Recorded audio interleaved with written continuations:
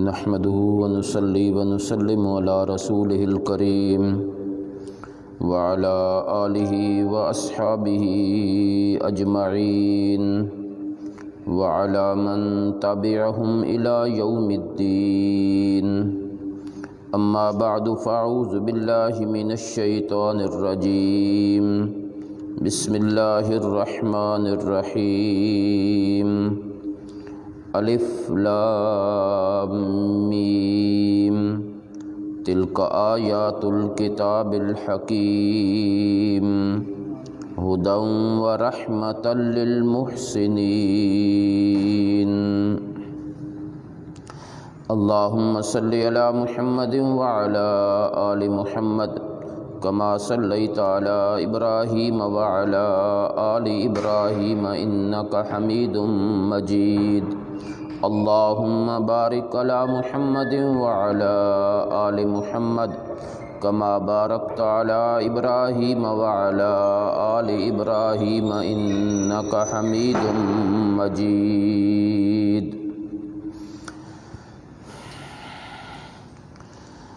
آج کا ہمارا سبق سورہ لقمان سے شروع ہو رہا ہے. سورہ لقمان 21ویں پارے کی سورت ہے اور اس سورت کا نام سورہ لقمان اس لیے رکھا گیا ہے کہ اس میں حضرت لقمان کا ذکر ہے. سب سے پہلے ہم اس کا رابط بیان کرتے ہیں تو دو قسم کا رابط ہے، اسمی اور معنوی، نامی ربط اور معنوی ربط. سب سے پہلے اسمی ربط سماعت فرمائیں. اس سے پہلے سورہ روم ہے تو میں نے سورہ روم کی ابتدا میں یہ بات لکھوائی تھی کہ اس میں اس بات کی دعا ہے کہ یا اللہ ہمیں موسیٰ علیہ السلام کے واقعات کے ذریعے ہمت اور حوصلہ پیدا کر تاکہ ہم ان گھروں کو جو عنکبوت کی طرح ہیں ان کو گرا دیں. وَنَغْلِبُ عَلَيْهِمْ كَغَلَبَةِ الرُّومِ، اور ایسے غالب آ جائیں جیسے رومی غالب آئے ہیں. وَنُجَاهِدُكَ لُقْمَانَ، اور ہم تیرے راستے میں اس طرح کوشش کریں اور جہاد کریں جس طرح کہ حضرت لقمان نے کیا تھا. وہ بھی اللہ کے نیک بندے تھے اور اللہ کے راستے میں کوشش کرتے تھے، تو ہمیں بھی وہ کوشش کرنی چاہیے جو کوشش لقمان نے کی ہے. یہ ایک نامی ربط ہے. دوسرا ربط سماعت فرمائیں. سورہ روم میں کہا گیا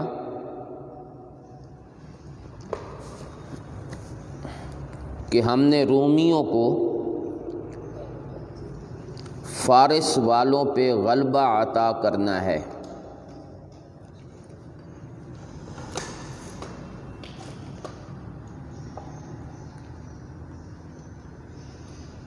اور مسلمانوں کو اس بات کا سبق دیا گیا کہ جیسے روم غالب آئے ہیں ایسے تم بھی غالب آؤ گے، لیکن اس کے لیے ایک شرط ہے کہ دین توحید پہ قائم رہو، برکات دہندہ اللہ ہی کو سمجھو. دیکھو یہ مسئلہ اتنا اہم ہے کہ لقمان نے بھی اپنے بیٹے کو نصیحت کرتے وقت مسئلہ توحید کو تمام چیزوں سے مقدم رکھا اور سب سے پہلے مسئلہ توحید کو بیان کیا۔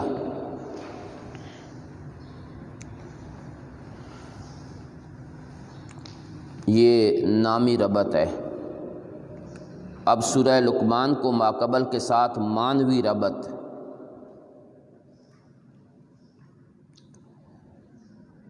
سورہ روم میں بیان کیا گیا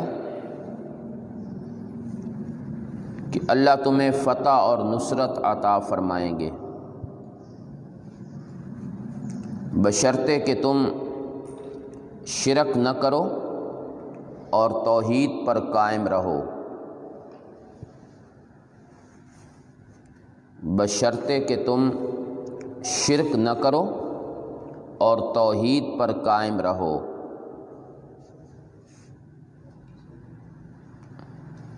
اب سورہ لقمان میں بیان توحید اور نفی شرک، اس کو علی وجہ الکمال بیان کیا جائے گا۔ بیان توحید اور نفی شرک، اس کو علی وجہ الکمال بیان کیا جائے گا۔ گویا کہ یہ سورت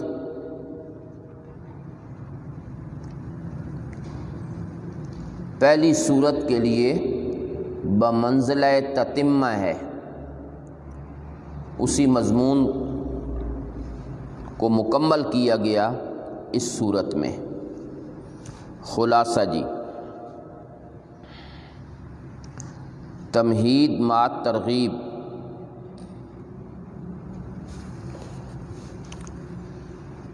نفی شرک پر ایک نقلی دلیل اور 8 عقلی دلائل۔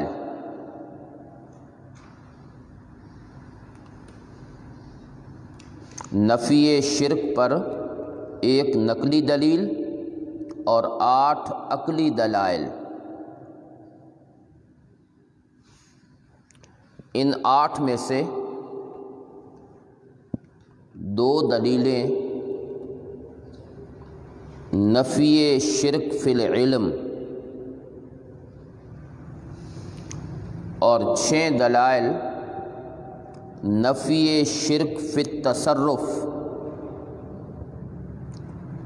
اللہ کے سوا عالم الغیب کوئی نہیں، متصرف کوئی نہیں،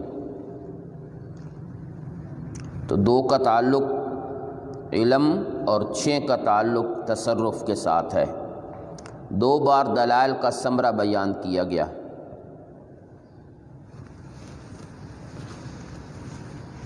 زجر، تخویف، یہ بھی اس صورت کے اندر بیان ہوا ہے۔ 31ویں نمبر پہ ہے یہ صورت اور نزول میں اس کا 57 نمبر ہے۔ اس سے پہلے 56 صورتیں نازل ہو چکی ہیں۔ مکی صورت ہے، ہجرت سے پہلے نازل ہوئی ہے۔ الف لام میم، اللہ اعلم بمرادی، تلک آیات الکتاب الحکیم۔ تمہید مع ترغیب، یہ آیات ہیں کتاب کی الحکیم جو حکمت سے بھری ہوئی ہے۔ میں نے پہلے بھی بتایا تھا کہ جس صورت کے شروع میں حکیم کا لفظ آتا ہے تو دلائل عقلیہ کی طرف اشارہ ہوتا ہے، مبین کا لفظ آئے تو دلائل نقلیہ، اور حکیم کا لفظ آئے تو دلائل عقلیہ۔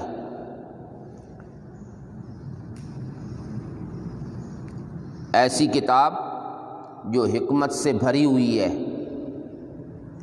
ہدن، اس حالت میں کہ یہ نری ہدایت ہے اور نری رحمت ہے، للمحسنین، ان لوگوں کے لیے جو نیکی کرنے والے ہیں، ہے تو سب کے لیے لیکن فائدہ محسنین کو حاصل ہونا ہے، اس لیے انہی کا ذکر کیا گیا۔ اور 2 صفتیں ذکر کی گئیں، ہدن اور رحمہ۔ ہدن علم کے لحاظ سے، رحمت عمل کے لحاظ سے۔ اس پر عمل کرو گے تو رحمت ملے گی، اور اس کو سیکھو گے تو ہدایت حاصل ہوگی۔ یہ ہدن اور رحمہ یہ حال واقع ہوئے ہیں آیات سے۔ الذین، یہ محسنین کون ہے؟ الذین، یہ ان کی صفت کاشفہ ہے، یعنی محسنین کے معنی کی وضاحت کرنے والی ہے۔ اس سے اس معنی کی وضاحت اور تھوڑا سا اللہ اس کو کھول رہے ہیں۔ الذین، یہ وہ لوگ ہیں جو قائم کرتے ہیں نماز اور دیتے ہیں زکوٰۃ۔ جب مکی صورتوں میں زکوٰۃ کا ذکر آتا ہے تو اس سے مراد تزکیہ نفس ہے، دل کی صفائی۔ وَهُمْ بِالْآخِرَةِ هُمْ يُوقِنُونَ، اور وہ لوگ آخرت پر یقین رکھنے والے ہیں۔ اولئک، ان کا نتیجہ کیا ہے جی؟ فرمایا یہی لوگ ہیں ہدایت پر اپنے رب کی طرف سے، اور یہی لوگ ہیں کامیاب، دنیا میں ہدایت اور آخرت میں کامیابی۔ وَمِنَ النَّاسِ، زجر ما تخویف اخروی، لوگوں میں سے کچھ ایسے بھی ہیں من یشتری لہو الحدیث، جو خریدتے ہیں باتوں کا کھیل، لیضل عن سبیل اللہ، تاکہ گمراہ کریں اللہ کے راستے سے، بغیر علم، بغیر کسی علم کے اور بغیر کسی دلیل کے، جہالت کی بنیاد پر، بغیر علم، علم نہ ہو تو جہالت ہی ہوتی ہے نا، جہالت کی بنیاد پر۔ وَيَتَّخِذَهَا هُزُوًا، اور بنا لیتے ہیں اس کو ہزوا، مذاق، طنز، سخریہ، ایسے الفاظ یا ایسا رویہ جس میں کسی چیز کی توہین ہوتی ہو، اس کو کہتے ہیں ہزوا۔ اولئک لہم عذاب مہین، یہی لوگ ہیں ان کے لیے عذاب ہے رسوا کرنے والا۔ ایسے لوگوں کے لیے اللہ نے عذاب مقرر کیا ہے جو رسوا کرنے والا ہے۔ یہ کون لوگ ہیں؟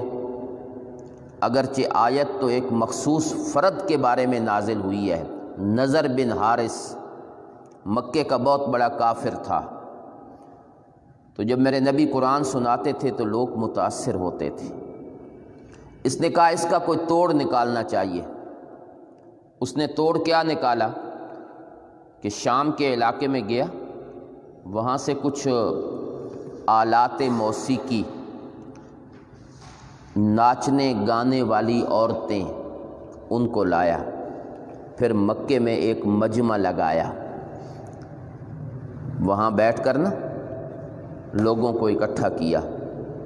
عورتیں گانا گاتی تھیں، ساتھ موسیقی کے آلات بجتے تھے، لوگ رقص کیا کرتے تھے، ناچتے تھے، اور لوگوں کو کہتا تھا آؤ ادھر، محمد کی طرف کیوں جاتے ہو صلی اللہ علیہ وسلم، ادھر آؤ، بڑا کھیل تماشا ہے، دل بڑا خوش ہوتا ہے۔ تو یہ ہے وہ بندہ جو لہو الحدیث خرید کے لایا تاکہ لوگوں کو اللہ کے راستے سے گمراہ کرے۔ ہمیشہ جب دین کا مقابلہ کرنا مشکل ہوتا ہے تو پھر لوگ اس طرح کے حربے اور طریقے اختیار کرتے ہیں، یہی طرز ہوتی ہے لوگوں کی۔ کوئی بھی ایسی چیز جو اللہ کے دین سے روک دے وہ لہو الحدیث ہے۔ کل ما یشغلک عن عبادت اللہ و ذکرہ، رول معانی والے نے لہو الحدیث کا معنی کیا ہے کل ما یشغلک عن عبادت اللہ و ذکرہ، جو چیز تجھے اللہ کی عبادت اور اس کے ذکر سے ہٹا دے، مشغول کر دے، وہ لہو الحدیث ہے۔ باتوں کا کھیل،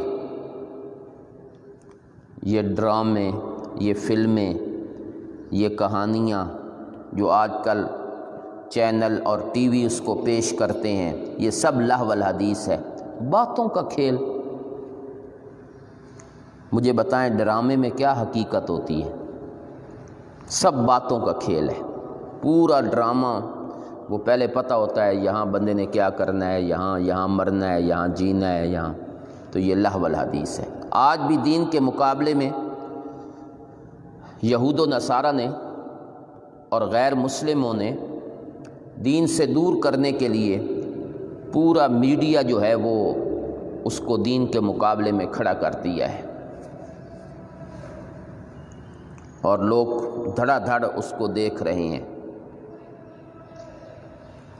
اس میں سچ ہے، جھوٹ ہے، کیا ہے، لوگ اسی پر اعتماد کیے جا رہے ہیں۔ یہ دین کے راستے سے روکنے کی کوششیں، اور پھر وقت کتنا ضائع ہوتا ہے اس میں، یہ آپ خود اندازہ لگائیں۔ نتیجہ کیا ہے؟ صفر، صفر جمع صفر۔ پہلے یہ ہوتا تھا کہ ایک خبر کہیں چلی اور کہیں کوئی واقعہ ہوا، تیسرے دن جا کے پتہ چلتا تھا کہ کیا ہوا ہے، اتنی دیر تک بات آئی گئی ہو گئی۔ یہاں کام بعد میں ہوتا ہے، خبریں پہلے جو ہے وہ موجود ہوتی ہیں۔ تو یہ لہو الحدیث ہے، باتوں کا کھیل۔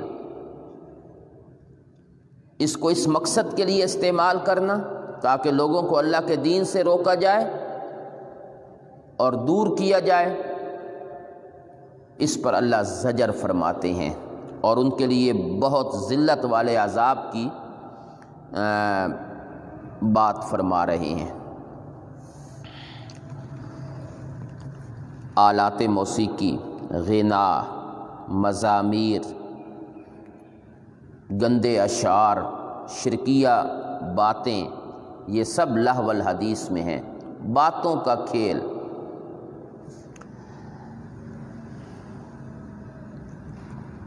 ایسے بے عمل وائز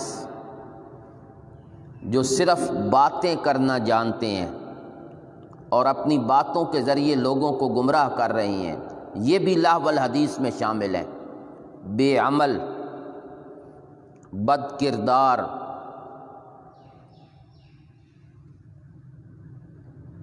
وہ ان کا آواز اچھا ہے، گلا اچھا چلتا ہے، سر چنگی لیندن، یہ باتوں کا کھیل نہیں ہے تو اور کیا ہے؟ یہ زیادہ خطرناک ہیں دوسرے طبقے سے کہ لوگ ان کو عالم سمجھتے ہیں تو جلدی ان کے جال میں آتے ہیں، اور سارا مسئلے کا تعلق باتوں تک ہے جی، بس باتیں ہی باتیں ہیں، اس کے علاوہ اس کی کوئی حقیقت نہیں ہے، عمل بھی نہیں، کردار بھی نہیں، مقصد صرف پیسہ کمانا ہے۔ تو یہ سب اس لہو الحدیث کے اندر شامل ہیں۔ وَإِذَا تُتْلَىٰ عَلَيْهِ آيَاتُنَا، ایسا بندہ ہے کہ جب اس پر پڑھی جاتی ہیں ہماری آیتیں، وَلَّا مُسْتَكْبِرًا، تکبر کرتے ہوئے، اپنی پیٹھ دے کر، تکبر کرتے ہوئے پیٹھ دے کے بھاگتا ہے، كَأَن لَّمْ يَسْمَعْهَا، ایسا لگتا ہے کہ گویا کہ اس نے سنا ہی نہیں، كَأَنَّ فِي أُذُنَيْهِ وَقْرًا، گویا کہ اس کے کانوں میں بوجھ ہے۔ آپ اس کو خوشخبری دیں عذاب علیم کی کہ یہ آخرت میں انتہائی سخت عذاب میں مبتلا ہوگا۔ ان الذین آمنوا، بشارت، جو لوگ ایمان لائے، نیک عمل کیے، ان کے لیے باغات ہیں نعمتوں کے، خالدین فیہا، وہ اس میں ہمیشہ رہیں گے۔ وعد اللہ حقا، یہ اللہ کا وعدہ ہے جو 100% حق اور صداقت پر مبنی ہے۔ وعد اللہ، اے وعدہ اللہ وعدن، اللہ نے اس سے وعدہ کر رکھا ہے، وعدہ کرنا۔ وَهُوَ الْعَزِيزُ، اور وہ ذات غالب ہے، الحکیم، حکمت والی ہے۔ خلق السماوات، دلیل عقلی نمبر 1، مسئلہ توحید پر پہلی عقلی دلیل، اللہ ہی وہ ذات ہے جس نے پیدا کیا آسمانوں کو بغیر ستونوں کے، ترونہا، چنانچہ تم اس کو اسی طرح دیکھتے ہو۔ ترونہا کا معنی ہے جی تم اس کو اسی طرح دیکھتے ہو کہ اس کے اندر کوئی ستون نہیں۔ آپ پورا جستجو کر لیں، ڈھونڈ لیں، آپ کو کوئی ستون نظر نہیں آئے گا کسی بھی جگہ پر۔ وَأَلْقَىٰ فِي الْأَرْضِ رَوَاسِيَ، اللہ نے ڈال دیے ہیں زمین میں بوجھل پہاڑ، أَن تَمِيدَ بِكُمْ، اے اللہ تمید بکم، ایسا نہ ہو کہ وہ تمہیں لے کر کسی جانب جھک جائے، تمیدہ جھک جائے۔ وَبَثَّ فِيهَا مِن كُلِّ دَابَّةٍ، اللہ نے پھیلا دیے اس میں ہر قسم کے چوپائے، اور ہم نے اتارا آسمان سے پانی، پھر ہم نے اگایا اس میں من کل زوجن، ہر قسم کے کریم عمدہ چیزیں، زوجن قسم، کریم عمدہ، اچھی چیزیں جو انسانوں کے لیے مفید اور فائدہ مند ہوتی ہیں، وہ چیزیں ہم نے پیدا کیں۔ ھذا خلق اللہ، واہ میرے اللہ، دلائل ذکر کرنے کے بعد نا کہ میں نے زمین و آسمان کو پیدا کیا، میں نے کائنات کو پیدا کیا، خالق میں ہوں، آسمان سے بارش میں اتارتا ہوں، تو پھر اللہ تبارک و تعالیٰ نے ایک چیلنج کیا، فرمایا ھذا خلق اللہ، یہ تمام چیزیں یہ اللہ کی پیدا کی ہوئی ہیں، خلق اللہ، ان کا خالق اللہ ہے، ان کو پیدا میں نے کیا ہے، فَأَرُونِي، مجھے بھی تو دکھاؤ، ماذا خلق الذین من دونی، کس چیز کو پیدا کیا ہے اللہ کے علاوہ کسی اور نے، کیا پیدا کیا ہے جن کو تم حاجت روا اور مشکل کشا سمجھتے ہو، انہوں نے کون سی چیز پیدا کی ہے؟ میں نے ہر چیز پیدا کی ہے، اور تمہارے معبود جن کو تم معبود سمجھتے ہو، انہوں نے اگر کوئی چیز پیدا کی ہے تو مجھے دکھلاؤ، ارونی۔ بات تو بالکل کھل گئی ہے، اور مسئلے کو تو اللہ نے بالکل واضح کر دیا ہے کہ معبود وہ ہوتا ہے جو ہر چیز کا خالق ہو، متصرف، اور تم بھی مانتے ہو کہ ہمارے معبودوں نے کچھ نہیں بنایا، تو پھر ان کو الہ کیوں مانتے ہو؟ انہوں نے کوئی چیز نہیں بنائی، ذرہ برابر بھی، بلکہ قرآن نے جو چیلنج کیا ہے وہ 17ویں پارے میں آپ نے پڑھا ہے کہ وہ تو مکھی بھی نہیں بنا سکتے، لن یخلقوا ذبابا ولو اجتمعوا لہ، بل الظالمون، ان دلائل کو سننے کے بعد چاہیے تو یہ تھا کہ ایمان قبول کرتے، بلکہ ظالم فی ضلال مبین، کھلی گمراہی میں ہے، اصل ضد ہے جو ان کو ہدایت کی طرف نہیں آنے دیتی۔ وَلَقَدْ آتَيْنَا لُقْمَانَ الْحِکْمَةَ، دلیل نقلی از حضرت لقمان، دلیل نقلی از حضرت لقمان، اللہ نے پہلے عقلی دلیل بیان کی اور اب نقلی دلیل کی طرف اللہ آ رہے ہیں۔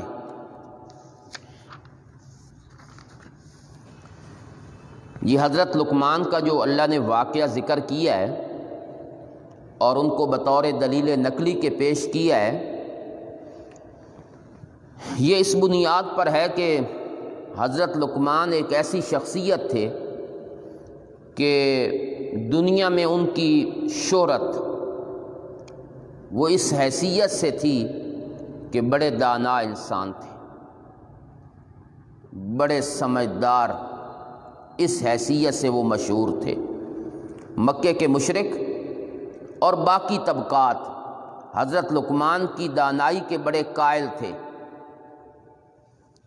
چنانچہ قرآن چونکہ ایک قرآن ایک طبقے کی کتاب نہیں اور ایک زمانے کی کتاب نہیں، ایک عالمگیر کتاب ہے جو قیامت تک آنے والے انسانوں کے لیے رہنمائی کا کام کرتی ہے۔ آج بھی اگر آپ معاشرے میں دیکھیں تو لقمان کو ایک دانا انسان سمجھا جاتا ہے آج بھی، حالانکہ کتنا عرصہ گزر گیا ہے لقمان کو۔ ہمارے ہاں بھی مثالیں موجود ہیں، ہمارے ہاں محاورے موجود ہیں۔ مثلاً حضرت لقمان، ان کی حکمت بڑی مشہور ہے، کہتے ہیں بڑے حکیم تھے۔ حکیم بمعنی دانا۔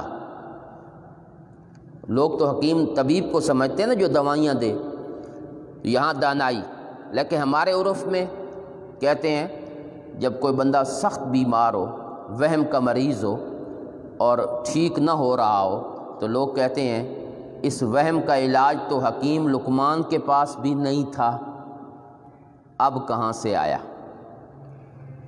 لوگ کہتے ہیں جاؤ جاؤ بڑے حکیم لقمان بنے پھرتے ہو۔ یہ مثالیں مشہور ہیں۔ تو حضرت لقمان کی حکمت دانائی یہ لوگوں کے اندر مشہور تھی، اس لیے اللہ نے ان کی دلیل نقلی پیش کی ہے کہ لقمان کیا کہتے ہیں سنو۔ یہ نبی نہیں تھے، اللہ کے ولی تھے۔ جمہور کی رائے یہ ہے کہ الا انہ ولی ولم یکن نبیہ، تفسیر قرطبی۔ الجمہور الا انہ ولی ولم یکن نبیہ، تفسیر قرطبی۔ وَلَقَدْ آتَيْنَا لُقْمَانَ الْحِكْمَةَ، ہم نے دی لقمان کو حکمت، دانائی، علم با عمل۔ ان اشکر للہ، یہ ان اس حکمت کا بیان ہے، یعنی اللہ کا شکر ادا کیجئے، اور جو شخص اللہ کا شکر ادا کرتا ہے وہ اپنی ذات کے لیے کرتا ہے، رب کو اس کا کوئی فائدہ نہیں۔ ومن کفر، اور جو ناشکری کرے تو اس کا اپنا نقصان ہے، اس کی جزا معذوف ہے۔ ومن کفر فعلیہ الضرر، وہ نقصان خود اٹھائے گا۔ فإن، یہ جزا کی علت ہے، اس لیے اٹھائے گا کہ اللہ تو بے پرواہ ہیں اور قابل تعریف ہیں۔ اللہ کو کسی کی شکر اور ناشکری سے کوئی فائدہ اور نقصان نہیں ہوتا۔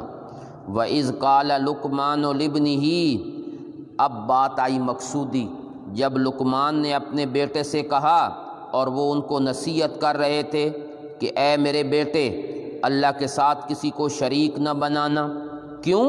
ان الشرک لظلم عظیم، شرک ظلم ہے اور ظلم عظیم ہے۔ دیکھو لقمان بھی بیٹے کو نصیحت کرتے ہوئے سب سے پہلے شرک سے روک رہے ہیں، یہ دلیل نقلی ہے۔ شرک اتنی گندی چیز ہے کہ لقمان حکیم بھی اپنے بیٹے کو نصیحت کرتے ہوئے سب سے پہلے ان کو شرک سے باز رہنے کا حکم دے رہے ہیں۔ ان الشرک لظلم عظیم، ظلم بھی اور ظلم بھی بہت بڑا۔ ظلم میں تنوین بھی تعظیم کے لیے ہے، پھر آگے عظیم کا لفظ، ظلم بڑا اور بڑے سے بھی بڑا۔ ان اکبر الکبائر، کبیرہ گناہوں میں سب سے بڑا گناہ الاشراک باللہ، اللہ کے ساتھ کسی کو شریک بنانا۔ ظلم کا معنی سن لیں جی، ظلم کس کو کہتے ہیں؟ وضع الشیء فی غیر محلہ۔ ظلم کا معنی ہے چیز کو اپنی جگہ سے اٹھا کے کسی اور جگہ پہ رکھ دینا، یہ ظلم کا معنی ہے۔ جو چیز کی جگہ ہے وہاں سے اٹھا کر چیز کو اور جگہ پہ رکھ دینا۔ منبر ہے، یہ ایک جگہ ہے، یہاں عالم بیٹھتے ہیں، اگر جاہل بیٹھے گا تو یہ ظلم ہوگا۔ ڈاکٹر کی کرسی پر ڈاکٹر بیٹھتے ہیں، کوئی اور بیٹھے گا تو ظلم بنے گا۔ اب سنیں شرک کتنا بڑا ظلم ہے۔ عبادت کا محل اللہ کی ذات ہے، معبود اللہ ہے، وہ عبادت اللہ کے بجائے کسی اور کی عبادت کرنا، یہ آپ نے عبادت کو اپنی جگہ سے اٹھا کے اور جگہ پہ رکھ دیا۔ عبادت تو اللہ کی کرنی تھی، وہی معبود برحق ہیں، اور آپ نے اس کو اٹھا کے اور جگہ پہ رکھا، تو یہ ظلم عظیم نہ ہوا تو اور کیا ہوا؟ اور عظیم اس لیے کہ اللہ کا حق ہے، میرے رب کا حق ہے۔ انسانوں کے حقوق، کائنات کے حقوق وہ دوسرے تیسرے نمبر پہ ہیں، اور رب کا حق سب سے پہلے نمبر پہ ہے۔ اور پھر اللہ کے حقوق میں جو شرک والی بیماری ہے، یہ تمام برائیوں سے بڑھ کر ہے۔ ایک یہ کہ نماز نہیں پڑھتا بندہ ہے، یہ بھی ظلم، لیکن وہ اس قدر نہیں ہے جس قدر شرک ظلم ہے۔ یہ اللہ کی غیرت کا مسئلہ ہے۔ وَوَصَّيْنَا الْإِنسَانَ، جب حضرت لقمان نے اپنے بیٹے کو اللہ کا حق یاد دلایا تو اللہ کہتے ہیں پھر ہم بھی قدردان ہیں، ہم بھی پھر بیان کرتے ہیں کہ والدین کے کتنے حقوق ہیں۔ جب لقمان اپنے بیٹے کو میرا حق یاد دلا رہا ہے تو میں بھی تو پھر اولاد کو بتلاؤں نا کہ ماں باپ کا کتنا حق ہے۔ وَوَصَّيْنَا الْإِنسَانَ، ہم نے تاکیدی حکم دیا انسان کو، بِوَالِدَیہِ، اپنے ماں باپ کے بارے میں، تاکیدی حکم کہ ماں باپ کی قدر کرو، عزت کرو، خاص طور پر ماں کے بارے میں۔ کیوں؟ حملتہ امہ، اس کی ماں نے اس کو اٹھایا، وہنن، کمزوری، علی وہنن، کمزوری پر کمزوری، تھکاوٹ پر تھکاوٹ۔ جب بچہ ماں کے پیٹ میں آتا ہے تو ماں کیسے اس کو اٹھاتی ہے یہ ماں ہی بہتر جانتی ہے۔ اس کے اندر کتنی کمزوری آتی ہے، کتنی تھکاوٹ ہوتی ہے۔ بچہ اٹھانا کوئی معمولی چیز ہے جی؟ 9 مہینے اس کے پیٹ میں رہا، بڑا ہوا، روح آئی، اس نے حرکت کی، ماں ہے، اس نے اس کو اٹھائے پھرتی ہے جی، خوش بھی ہوتی ہے کہ اللہ نے مجھے اولاد کی نعمت دی ہے۔ کمزوری پر کمزوری، وَفِصَالُهُ فِي عَامَيْنِ، اور اس کا دودھ چھڑانا 2 سالوں میں ہے۔ جب بچہ پیدا ہوتا ہے تو اس کے بعد رضاعت، دودھ پلانا، اس کی مدت 2 سال ہے۔ انشکر لی، میرا بھی شکر ادا کرو۔ اللہ کہتے ہیں ہم نے کیا وصیت کی جی؟ ہم نے انسان کو کس بات کی وصیت کی؟ نمبر 1، انشکر لی، کہ میرا بھی شکر ادا کرو، اللہ کی توحید کو مانو، وَلِوَالِدَیْکَ، اور اپنے ماں باپ کا بھی شکر ادا کرو، اِلَیَّ الْمَصِیر، اس لیے کہ سب نے میری طرف لوٹنا ہے، وَإِنْ جَاهَدَاكَ، لیکن ماں باپ بڑے عظیم ہیں، ان کی بات ماننی ہے، لیکن جب شرک کی بات آ جائے، اللہ کا حق اس کی بات آئے تو پھر ماں باپ کی بات بھی نہیں ماننی۔ وَإِنْ جَاهَدَاكَ، اگر ماں باپ تجھ پر زور ڈالیں اس چیز پر کہ تو میرے ساتھ شریک بنا، ایسی چیز کو جس کا تجھے علم نہیں، جس پر کوئی دلیل نہیں، فَلَا تُطِعْهُمَا، ان دونوں کی بات نہیں ماننی۔ اگر ماں باپ تجھے شرک پر مجبور کریں تو ان کی بات نہیں ماننی۔ وَصَاحِبْهُمَا فِي الدُّنْيَا مَعْرُوفًا، لیکن ماں باپ کے ساتھ دنیا کے معاملے میں اچھے طریقے سے، معروفاً، اچھے طریقے سے، صاحبہما، ان کے ساتھ سلوک کر، ساتھی بن ان دونوں کا دنیا کے معاملے میں اچھے طریقے سے۔ اگر ماں باپ شرک پر مجبور کریں تو آپ نے ان کی بات نہیں ماننی، لیکن جہاں تک دنیا کے معاملات ہیں ان میں ماں باپ کے ساتھ اچھا سلوک کرنا ہے، خواہ وہ مشرک ہی کیوں نہ ہوں، شرک ہی کیوں نہ کرتے ہوں۔ دنیا کے اندر ان کے ساتھ خدمت، انہیں نرمی کے ساتھ پیش آنا، محبت کرنا، ان کا کہنا ماننا، ان کی خدمت کرنا، اگر ان کو کھانے پینے کی ضرورت ہے ان کو کھانے پینے کا انتظام کرنا، یہ دنیا کے معاملات ہیں، اس میں مشرک اور موحد باپ برابر ہے، دونوں کے ساتھ اچھا سلوک کرنا ہے۔ ہو سکتا ہے تیرے اچھے سلوک کی وجہ سے اللہ اس کو ایمان کی توفیق عطا فرما دے۔ واتبع، ہاں جہاں دین کا معاملہ ہے اس کے بارے میں یہ حکم سنو جی، واتبع سبیل من اناب الیہ، اس بندے کے راستے کے پیچھے چلو، من اناب الیہ، جس نے میری طرف رجوع کیا۔ راستہ اس بندے کا اپنانا ہے جو میری طرف رجوع کرتا ہے۔ من اناب الیہ، یہ کون اس سے کیا مراد ہے جی؟ رجع الیہ بالتوحید، جو میری طرف رجوع کرتا ہے بالتوحید، اللہ کی توحید کو مانتے ہوئے۔ واتبع سبیل من اناب الیہ ثم الی مرجعکم، پھر تم سب نے میری طرف لوٹنا ہے، میں تمہیں بتاؤں گا جو کچھ تم کرتے رہے ہو۔ یہ ساری تقریر یہ حضرت لقمان نے جو اپنے بیٹے کو نصیحت کی تھی کہ شرک نہیں کرنا، اس کے بعد اللہ نے کلام روک کرنا اپنی بات کی۔ وَوَصَّيْنَا الْإِنسَانَ، وہ ادخال الہی ہے، اللہ کی بات ہے، یہاں تک میرے رب کی بات مکمل ہو گئی۔ اب دوبارہ جی وہ مسئلہ شروع ہو گیا کہ لقمان نے اپنے بیٹے کو اور کیا نصیحت کی۔ یا بنیہ، اے میرے بیٹے، انہا، بے شک، انہا، یہ انہا کی ضمیر کا مرجع کیا ہے جی؟ بعض مفسرین کی رائے ہے کہ انہا کی ضمیر کا مرجع ہے شیئن، کوئی چیز۔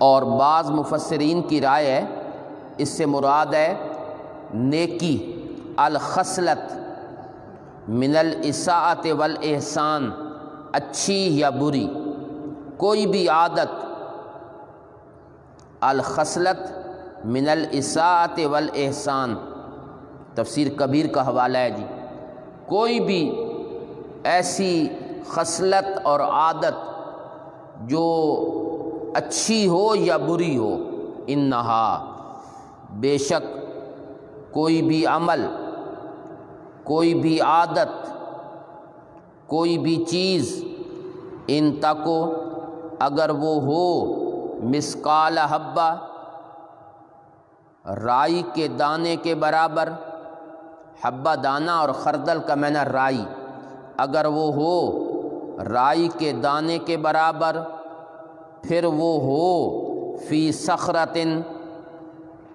کسی بڑے پتھر میں، بڑے پتھر میں، او فی السماوات، یا وہ آسمانوں میں ہو، او فی الارض، یا وہ زمین میں ہو، یأت بہ اللہ، اللہ اس کو لائیں گے، اللہ اس کو لائیں گے۔ کوئی بھی عمل کسی بھی جگہ پہ ہو، اللہ اس کو لائیں گے۔ 4 چیزوں کا ذکر ہوا ہے، ذرا بات سن لیں، کتنی چیزوں کا ذکر ہوا ہے؟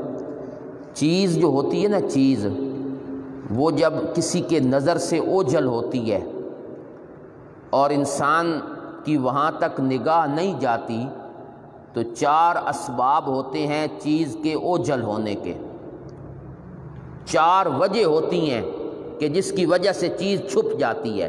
نمبر 1، چھوٹے ہونے کی وجہ سے چھپ جائے، صغر جثہ، چھوٹی ہے، بالکل معمولی، نظر نہیں آتی، یہاں سوئی پڑی ہو اچھے خاصوں کو نظر نہیں آئے گی کیونکہ چھوٹی ہے۔ نمبر 2 جی، شدت حجاب، پردہ سخت ہو، بڑی ہو لیکن آگے پردے آئے ہوئے ہوں، جتنی پردوں میں ہوگی چھپی ہوئی ہوگی۔ 2، اس لیے عورت کو پردے کا حکم دیا گیا ہے کہ چھپ کر رہے۔ نمبر 3، بعد مکان، اس وجہ سے وہ کہ اس کی جگہ دور ہے، بعد مکان، بہت دور ہے، نظر نہیں آ رہی، دوری کی وجہ سے۔ نمبر 4 ظلمت شدید، انتہائی اندھیرے میں ہو، چیز بڑی ہو لیکن اندھیرا ہو، نظر نہیں آئے گی۔ حضرت لقمان نے اپنے بیٹے کو نصیحت کرتے ہوئے فرمایا کہ یہ جو 4 چیزیں ہیں نا جن کی وجہ سے چیز چھپ جاتی ہے، یہ مخلوق کے اعتبار سے ہیں، اللہ کے سامنے کوئی چیز چھپی ہوئی نہیں، چاہے چاروں اسباب ہی کیوں نہ ہوں، چاروں اسباب ہی کیوں نہ ہوں۔ مثلاً کون سا سبب جی؟ رائی کے دانے کے برابر، یہ چھوٹے ہونے کی طرف اشارہ ہے کہ چھوٹی ہو۔ صخرتن، پتھر میں ہو، یہ حجاب ہے، پتھر کے اندر چیز چھپی ہوئی ہوتی ہے، سخت پردہ۔ فی السماوات، آسمانوں میں ہو، یہ بود مکان ہے، کتنی دور کیوں نہ ہو، آسمان یہ دوری سے کنایہ ہے۔ والارض، زمین میں ہو، یہ ظلمت کی طرف اشارہ ہے، زمین کے اندر چیز چلی جائے تو اندھیرا ہی اندھیرا، اندر اندھیرا ہی اندھیرا۔ لیکن میرے اللہ کے نزدیک یہ کوئی چیز نہیں ہے۔ یات بہ اللہ، اللہ لائیں گے، عالم الغیب جو اللہ ہیں۔ ان اللہ لطیف، اللہ باریک بین ہیں، خبردار ہیں۔ یا بنیہ، عقیدے کی بات کرنے کے بعد کہ شرک نہیں کرنا اور اللہ عالم الغیب ہیں، آگے عمل کی وصیت کی۔ یا بنیہ، اے بیٹے، نماز قائم کر، نیکی کا حکم دے۔ نماز یہ توحید کی عملی تصویر ہے، اور نیکی کا حکم دے۔ سب سے بڑی نیکی ہے توحید، خود بھی توحید کا مسئلہ سمجھو اور لوگوں کو بھی توحید کی دعوت دو۔ وَأْمُرْ بِالْمَعْرُوفِ، خصوصاً توحید۔ تفسیر عباسی کا حوالہ ہے جی، انہوں نے اس پر لکھا ہے خاص طور پر توحید۔ وَانْہَ عَنِ الْمُنْکَرِ، اور دوسروں کو روک برائی کے کام سے، اور سب سے بڑی برائی ہے شرک۔ تفسیر روح المعانی، المنکر شرک، قرآن ہر چیز کا اعلیٰ درجہ بیان کرتا ہے، شرک سب برائیوں میں سے سب سے بڑی برائی ہے۔ وَانْہَ عَنِ الْمُنْکَرِ، شرک سے لوگوں کو روک۔ جب تم یہ کام کرو گے نا، توحید کی دعوت دو گے، برائی سے روکو گے، لوگ خوش نہیں ہوں گے، لوگ فتوے لگائیں گے، پھبتیاں کسیں گے، لوگ طرح طرح کے الزامات لگائیں گے، تو ان کی باتیں سن کر بے برداشت نہیں ہونا۔ وَاصْبِرْ عَلَىٰ مَا أَصَابَكَ، اس چیز پر اگر تجھے کوئی تکلیف پہنچے تو صبر کرنا۔ ان باتوں پر اگر کوئی تکلیف پہنچے تو صبر کرنا، لوگوں کی طرف سے صبر کے ساتھ زندگی بسر کرنا، حوصلے کے ساتھ، ہمت کے ساتھ۔ توحید بیان کرنا کوئی معمولی کام نہیں ہے، اس کے لیے بڑا جگرا چاہیے جی۔ اللہ اپنے نبی کو بھی خطاب کرتے ہوئے فرماتے ہیں الم نشرح لک صدرک، ہم نے سینہ کھول نہیں دیا، آپ برداشت کی قوت پیدا ہو گئی۔ انا سنلقی علیک قولا ثقیلا، ہم بوجھل بات ڈالنے والے ہیں۔ توحید بڑی بوجھل چیز ہے، اس کو بیان کرنا، اس کے لیے صبر چاہیے۔ ان ذالک من عزم الامور، بے شک یہ ہمت کے کاموں میں سے ہے، اور انسان کو با ہمت بن کے زندگی بسر کرنی چاہیے۔ اچھا جی، ولا تصعر خدک للناس، اخلاق کا ذکر، لوگوں کے ساتھ کیسا رویہ رکھنا ہے۔ ولا تصعر خدک للناس، اپنے رخسار، یہ جگہ چہرے کے اوپر جو رخسار ہیں، ان رخساروں کو لوگوں کے لیے لا تصعر، اس میں ہوا بھر کے نہ رکھ۔ تصعر کا معنی ہوا بھر کے نہ رکھ، مشک میں ہوا بھری جائے تو پھول جاتی ہے، تو ان رخساروں کو اس طرح لوگوں کے لیے اس کو بے رخی اختیار نہ کر، یہ معنی ہے، کنایہ اس بات سے کہ بے رخی اختیار نہ کر۔ متکبر لوگ جو ہے نا، وہ ان کے رخسار جو ہیں وہ تکبر کی وجہ سے بھرے رہتے ہیں، یوں کر کے بیٹھے رہتے، بات کرنا پسند نہیں کرتے کسی سے۔ یہ متکبرین کی علامت ہے۔ عاجزی اختیار کر، عاجزی۔ چہرہ ہی دیکھ کر انسان کی اندرونی کیفیت کا پتہ چلتا ہے کہ بندہ کس حالت میں ہے۔ تفسیر کبیر نے لکھا ہے ہی فعل المتکبر یکلمک وینظر غیرک۔ واہ کیسی بات کی ہے جی، ہی فعل المتکبر یکلمک وینظر غیرک۔ یہ متکبر کا فعل ہوتا ہے، دیکھتا تجھے ہے نہ بات تجھ سے کر رہا ہوتا ہے، دیکھ کسی اور کو رہا ہوتا ہے۔ مثلا کوئی بندہ آیا ملنے کے لیے، اس نے کہا السلام علیکم، کیا حال ہے جی؟ اب آپ کا رویہ کیا ہے؟ وہ بندہ یہاں سے ہے، یوں کھڑے ہیں آپ، ٹھیک ہے جی، ٹھیک ہے بس ٹھیک ہے، تو دیکھ ادھر رہے ہیں، بات اس سے کر رہے ہیں۔ یہ متکبر کی علامت ہے۔ یہ ہے لا تصعر خدک للناس، اپنے رخسار اس میں ہوا بھر کے نہ رکھ، لوگوں کے لیے عاجزی۔ میرے نبی کی سیرت دیکھیں آپ، سبحان اللہ، آپ سے بڑھ کر تو کائنات میں کوئی عالم نہیں ہے نا، اور کوئی بڑی شخصیت نہیں ہے، لیکن میرے نبی کی رویہ، طرز، طریقہ، ہم تو اس کے قریب سے بھی نہیں گزرے، نزدیک سے بھی نہیں گزرے۔ مثلا حدیث میں واقعہ ہے، آپ تشریف لے جا رہے ہیں، ایک دیہاتی آیا پیچھے سے، اس کے ہاتھ میں چادر تھی، اس نے میرے نبی کے گلے میں ڈال دی پیچھے سے اور زور سے اپنی طرف کھینچا۔ بخاری میں روایت پڑی ہے، بڑے زور سے، اتنے زور سے کہ نبی علیہ الصلوۃ والسلام کی پشت، پیٹھ اس کے سینے کے ساتھ جا کے لگ گئی، اور وہ چادر کے نشان یہاں پڑ گئے جی۔ اتفاقاً کرتا اترا ہوا ہوگا تو وہ نشان، تو میرے صحابہ بھی ہیں، کہتا کیا ہے؟ کہتا ہے یا رسول اللہ مال چاہیے، مال، غنیمت کا مال آیا ہوا ہے۔ آگے حدیث کے لفظ سنیں، جب یہ سارا منظر صحابہ بھی دیکھ رہے تھے تو میرے نبی نے پیچھے مڑ کر دیکھا، فتبسم، مسکرانے لگ گئے جی۔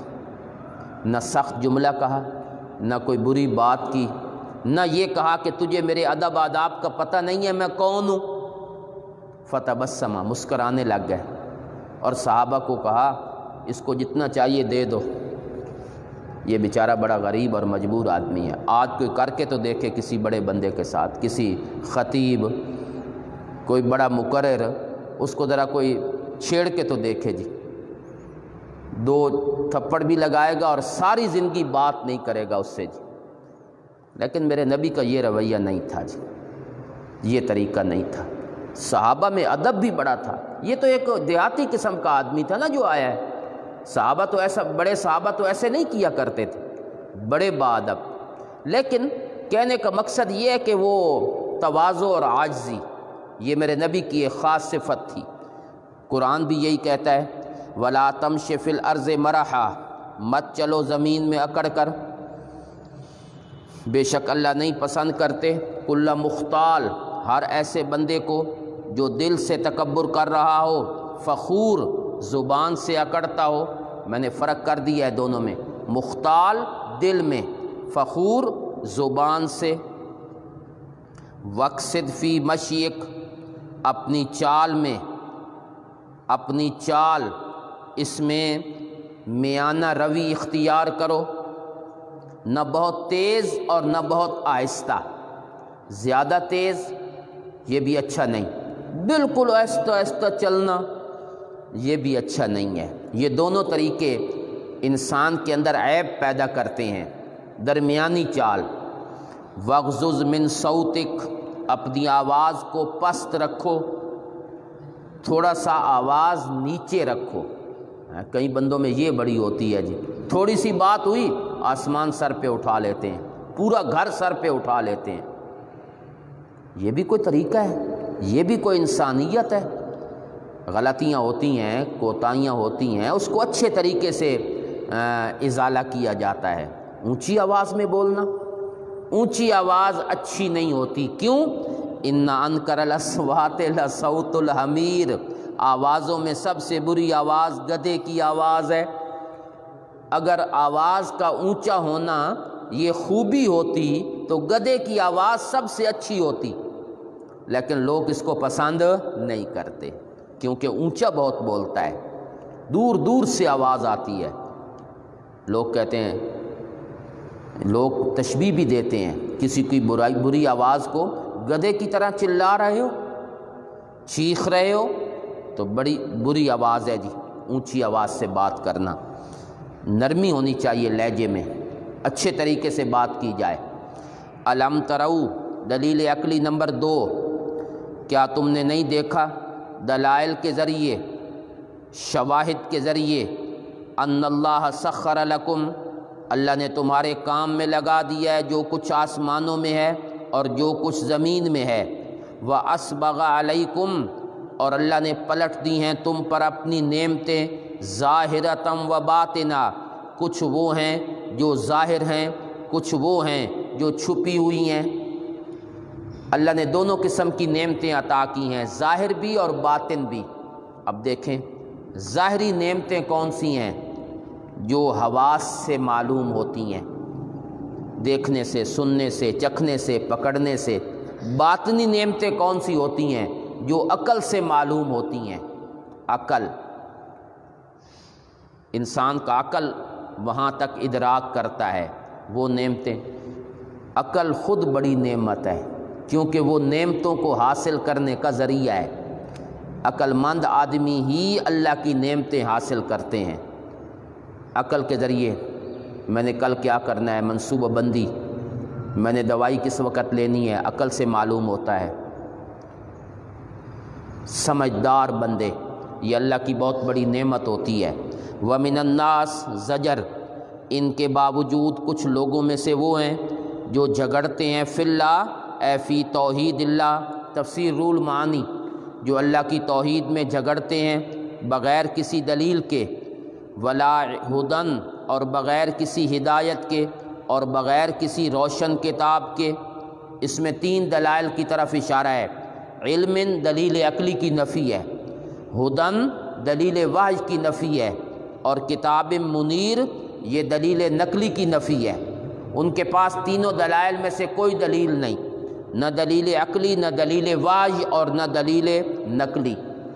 وَإِذَا قِيلَ لَهُمْ، شکوہ ہے جی، جب انہیں کہا جاتا ہے اس چیز کی اتباع کرو جو اللہ نے اتاری ہے، قرآن کے پیچھے چلو، قالو، وہ کہتے ہیں نہیں نہیں، ہم تو اتباع کریں گے اس مذہب کی جس پر ہم نے اپنے بڑوں کو پایا ہے، ہم قرآن کی اتباع نہیں کریں گے، ہم تو آباء و اجداد کے مذہب کی اتباع کریں گے۔ اولو کان الشیطان، جواب شکوہ جی، ایتبعونہم، یہ واو عاطفہ ہے، اس کا معطوف علیہ معذوف ہے، لکھ لیں جی، ایتبعونہم، کیا وہ پھر بھی بڑوں کی اتباع کریں گے، چاہے شیطان ان کو بلا رہا ہو الی عذاب السعیر، اس عذاب کی طرف جو بھڑکنے والا ہے، چاہے شیطان ان کو جہنم کی طرف بلا رہا ہو، پھر بھی بڑوں کے پیچھے چلیں گے۔ شیطان جہنم کی طرف نہیں بلاتا، شیطان شرک کی طرف بلاتا ہے جو سبب ہے جہنم میں جانے کا۔ شیطان شرک کی طرف بلاتا، یہ نہیں کہتا شیطان آؤ جہنم کی طرف۔ کون جاتا ہے جی جہنم کی طرف؟ شرک کی طرف بلاتا ہے جو سبب ہے جہنم کی طرف جانے کا۔ وَمَن يُسْلِمْ وَجْهَهُ، بشارت، جو شخص اپنا چہرہ حوالے کر دے اللہ کے، جھکا دے، وَهُوَ مُحْسِنٌ، اس حالت میں کہ وہ مخلص ہو، منافق نہ ہو، اور اپنا چہرہ اللہ کے سامنے جھکا دے، یعنی توحید کو مان لے، عمل بھی اس کا اچھا ہو، فَقَدِ اسْتَمْسَكَ بِالْعُرْوَةِ الْوُثْقَىٰ، اس نے مضبوط پکڑا، العروۃ الوثقیٰ، ایک مضبوط کڑا، مضبوط کڑا پکڑ لیا ہے، توحید، اللہ کی وحدانیت، اور اللہ ہی کی طرف عاقبۃ الامور، تمام کاموں کا انجام اللہ کی طرف ہوتا ہے جی۔ ومن کفر، تسلی برائے نبی کریم صلی اللہ علیہ وسلم، جو شخص انکار کرے اس کا کفر تجھے غم میں نہ ڈالے، اس لیے کہ ہماری طرف لوٹنا ہے، ہم ان کو ان کے اعمال کی خبر دیں گے۔ خبر سے مراد ہے جزا، خبر سے مراد ہے جزا، بدلہ۔ کیوں؟ اس لیے کہ اللہ سینے تک کی باتوں کو جانتے ہیں۔ نمتعہم قلیلا، ہم ان کو نفع دیتے ہیں تھوڑا۔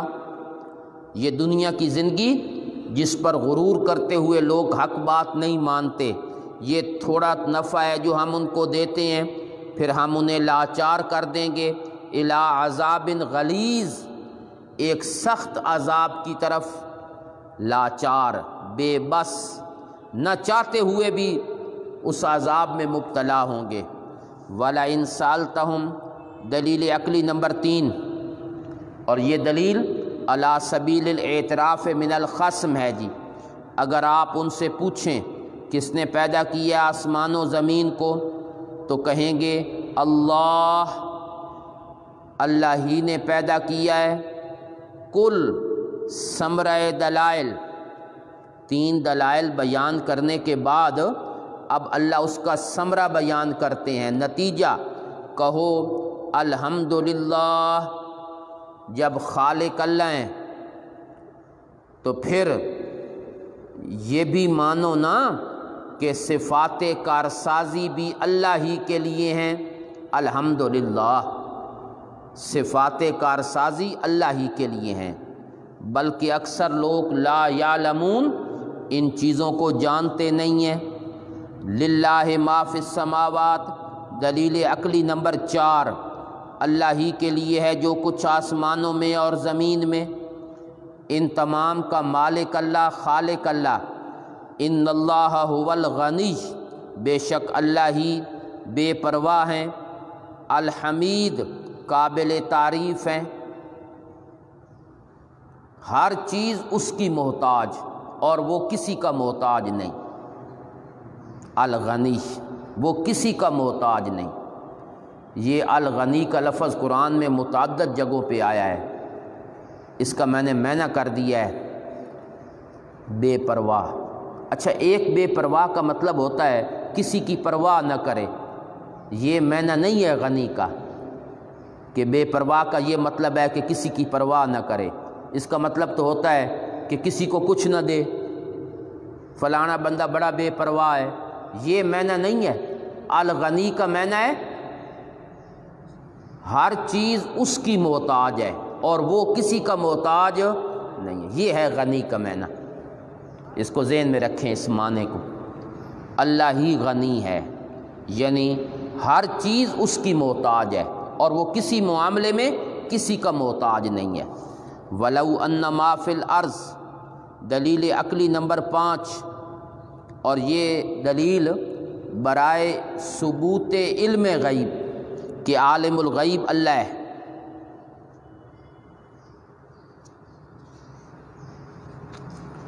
ذرا اس میں جو لفظ ہے نا جی، میں سب سے پہلے اس کی ترکیب کروا دیتا ہوں، ذرا سن لیں جی ترکیب۔ ان ما، یہ ما جو ہے نا، یہ ان کا اسم ہے، من اس ما کا بیان ہے، یہ من شجرتن، یہ ما کا بیان ہے۔ اقلام، یہ ان کی خبر ہے۔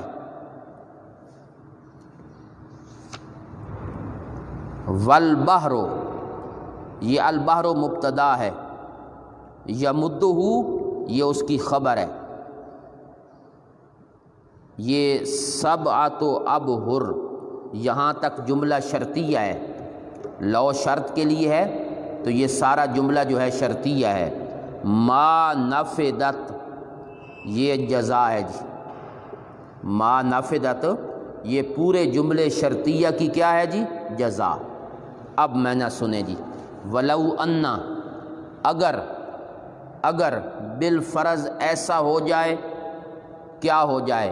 ما فی الارض من شجرۃ، زمین میں جتنے درخت ہیں وہ کلمے بن جائیں، اقلام، قلم، یہ ساری زمین کے درخت یہ کلمے بن جائیں، والبحر یمدہ، اور سمندر یہ اس کی سیاہی بن جائے، یہ کیا بن جائے جی؟ سیاہی، تمام سمندر سیاہی بن جائیں، زمین کے سارے درخت کلمے بن جائیں، من بعدہ سبعۃ ابحر، اس کے بعد 7 سمندر اور بھی آ جائیں، ایک سمندر نہیں، کتنے جی؟ 7 سمندر اور بھی آ جائیں۔ اچھا پھر کیا ہو جی؟ وہ کلمے وہ اللہ کی معلومات کو لکھنا شروع کر دیں، وہ کلمے اللہ کی معلومات کو لکھنا، ایک قلم وہ ختم، پھر دوسری، پھر تیسری، پھر چوتھی۔ اچھا ادھر سمندر سیاہی ہے، سمندر سیاہی ہے، کلمے جو ہیں وہ پوری دنیا کے درخت کلمے بن گئی ہیں۔ کتنی تعداد میں ہوں گی وہ کلمے جی؟ ایک درخت سے کتنی کلمے نکلتی ہیں؟ سینکڑوں۔ درخت کتنے ہیں دنیا میں؟ گنی کو نہیں سکتا، اربوں، تو کلموں کی تعداد تو کھربوں میں ہوگی نا۔ اور سمندر سیاہی ہو، ایک ڈبی سیاہی کی ختم نہیں ہوتی 3-4 دنوں میں، پہلے سیاہیاں ہوتی تھی نا، وہ بچے بناتے تھے تو 4-4 دن، 5-5 دن، وہ چھوٹی سی ڈبی وہ ختم نہیں ہوتی تھی۔ 7 سمندر کیسے ختم ہوں؟ اللہ کہتے ہیں بتاتا ہوں، وہ کلمے اللہ کی معلومات لکھنی شروع کر دیں، سمندر ساتھ ساتھ سیاہی بنتا چلا جائے، اللہ فرماتے ہیں یہ سب ختم ہو جائیں گے، ما نفدت کلمات اللہ، اللہ کی معلومات ختم نہیں ہوں گی جی، اس کا علم کبھی مکمل نہیں ہوگا۔ عالم الغیب اتنا ہے، ایک ایک ذرے کا علم ہے، اللہ کی معلومات کو لکھ نہیں سکتا، کسی دفتر میں نہیں آ سکتی، کسی جگہ پہ لکھی نہیں جا سکتی۔ تو پھر لوگ جو کہتے ہیں رب دے برابر جان دیں جی، کتنی شرم کی بات ہے جی۔ اللہ کی صفت یہ ہے، ہمارا علم تو بالکل محدود ہے، کائنات کے انسانوں کا علم تو اللہ کا علم غیر محدود ہے۔ ما نفدت کلمات اللہ، ان اللہ عزیز، اللہ غالب حکمت والا ہے، ما خلقکم، تمہارا پیدا کرنا اور دوبارہ اٹھانا یہ نہیں ہے الا کنفس واحدہ، مگر ایک انسان کی طرح، ایک بندے کو پیدا کرنا جتنا آسان ہے، پوری کائنات کو پیدا کرنا رب کے لیے اتنا ہی آسان ہے، پیدا بھی کرنا، دوبارہ اٹھانا۔ کیوں؟ اذا اراد شیئا ان یقول لہ کن فیکون، وہ تو ارادوں سے کام کرتا ہے، ارادوں سے، اس کو نہ زور لگانا پڑتا ہے نہ طاقت استعمال کرنی پڑتی ہے، جب ارادہ کرتا ہے تو چیز ہو جاتی ہے۔ ان اللہ سمیع، اللہ سننے والے ہیں، دیکھنے والے ہیں۔ الم ترا، دلیل عقلی نمبر 6، کیا تو نے نہیں دیکھا کہ اللہ ہی ہیں جو داخل کرتے ہیں رات کے اجزاء کو دن میں اور داخل کرتے ہیں دن کے اجزاء کو رات میں، اس نے تمہارے کام میں لگا رکھا ہے سورج اور چاند کو، ہر ایک چلتا ہے ایک وقت مقررہ تک، اور اللہ تمہارے اعمال کے بارے میں خبردار ہیں، تمام اعمال کو میرے اللہ کی ذات جاننے والی ہے۔ اچھا جی، یہ دلائل ذکر ہوئے تو ذالک، ان دلائل کا ثمرہ، تفصیلی ثمرہ، ذالک کا اشارہ کس کی طرف ہے؟ ذالک، یہ جو ہم نے دلائل کو بیان کیا ہے، ذالک، ان دلائل کو ذکر کیا گیا ہے، بے ان سے پہلے فعل معذوف ہے جی، لتستیقنوا، جی بے ان سے پہلے فعل معذوف ہے، لتستیقنوا، تاکہ تم یقین کر لو،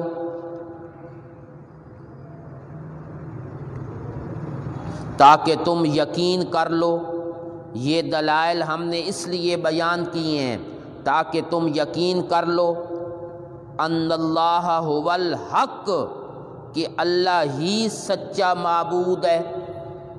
میں نے سمجھ آ گیا آپ کو جی الحق کا معنی؟ اللہ ہی سچا معبود ہے۔ یہ دلائل ہم نے اس لیے بیان کیے ہیں تاکہ تمہیں سمجھ آ جائے کہ اللہ ہی سچے معبود ہے۔ عبادت کے لائق کون ہے جی؟ اللہ۔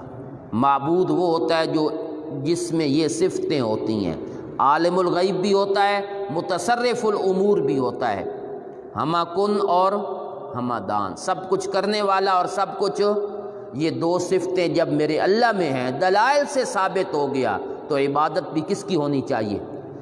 اور اس بات کا بھی یقین کر لو کہ ما یدعون من دونہ، جن جن کو یہ پکارتے ہیں اللہ کے سوا، الباطل، وہ سب کے سب باطل ہیں۔ جن کو اللہ کے سوا پکارتے ہیں وہ کیا ہیں؟ باطل۔ کیا معنی باطل ہونے کا؟ لا یستحق العبادہ، تفسیر خازن کا حوالہ لکھ لیں جی، لا یستحق العبادہ، وہ عبادت کے مستحق نہیں۔ باطل کا معنی وہ عبادت کے مستحق نہیں۔ یہ میں نے ہم جو کہتے ہیں نا معبودان باطلہ، تو لوگ کہتے ہیں ہائے ہائے ہائے اساڑے معبودن باطل آگ چھوڑے نے۔ میں نہیں کہہ رہا، قرآن کہہ رہا ہے جن کو تم پکارتے ہو اللہ کے سوا الباطل، وہ کیا ہیں جی؟ باطل۔ لا یستحق العبادہ، ان کی عبادت باطل ہے۔ تو دو ثمرے ہیں جی، دلائل کے دو ثمرے ہیں، ایک یہ کہ معبود برحق اللہ ہے، دوسرا ثمرہ یہ ہے کہ اللہ کے سوا جن کی عبادت کی جاتی ہے وہ عبادت کے لائق۔ اب اگر کوئی آدمی دلائل بیان کرتا رہے، خالق اللہ ہے، مالک، رازق، اور یہ نہ بتلائے، اگلی بات توحید کہاں سے آئی جی؟ یہ تو پانی چ مدھانی مارن والی گل ہوئی نا۔ ہاں، پانی دے وچ مدھانی، یعنی کوئی نتیجہ ہی نہ نکلے۔ اس سے کسی کو کیا اختلاف ہے کہ خالق اللہ ہیں، رازق اللہ ہیں؟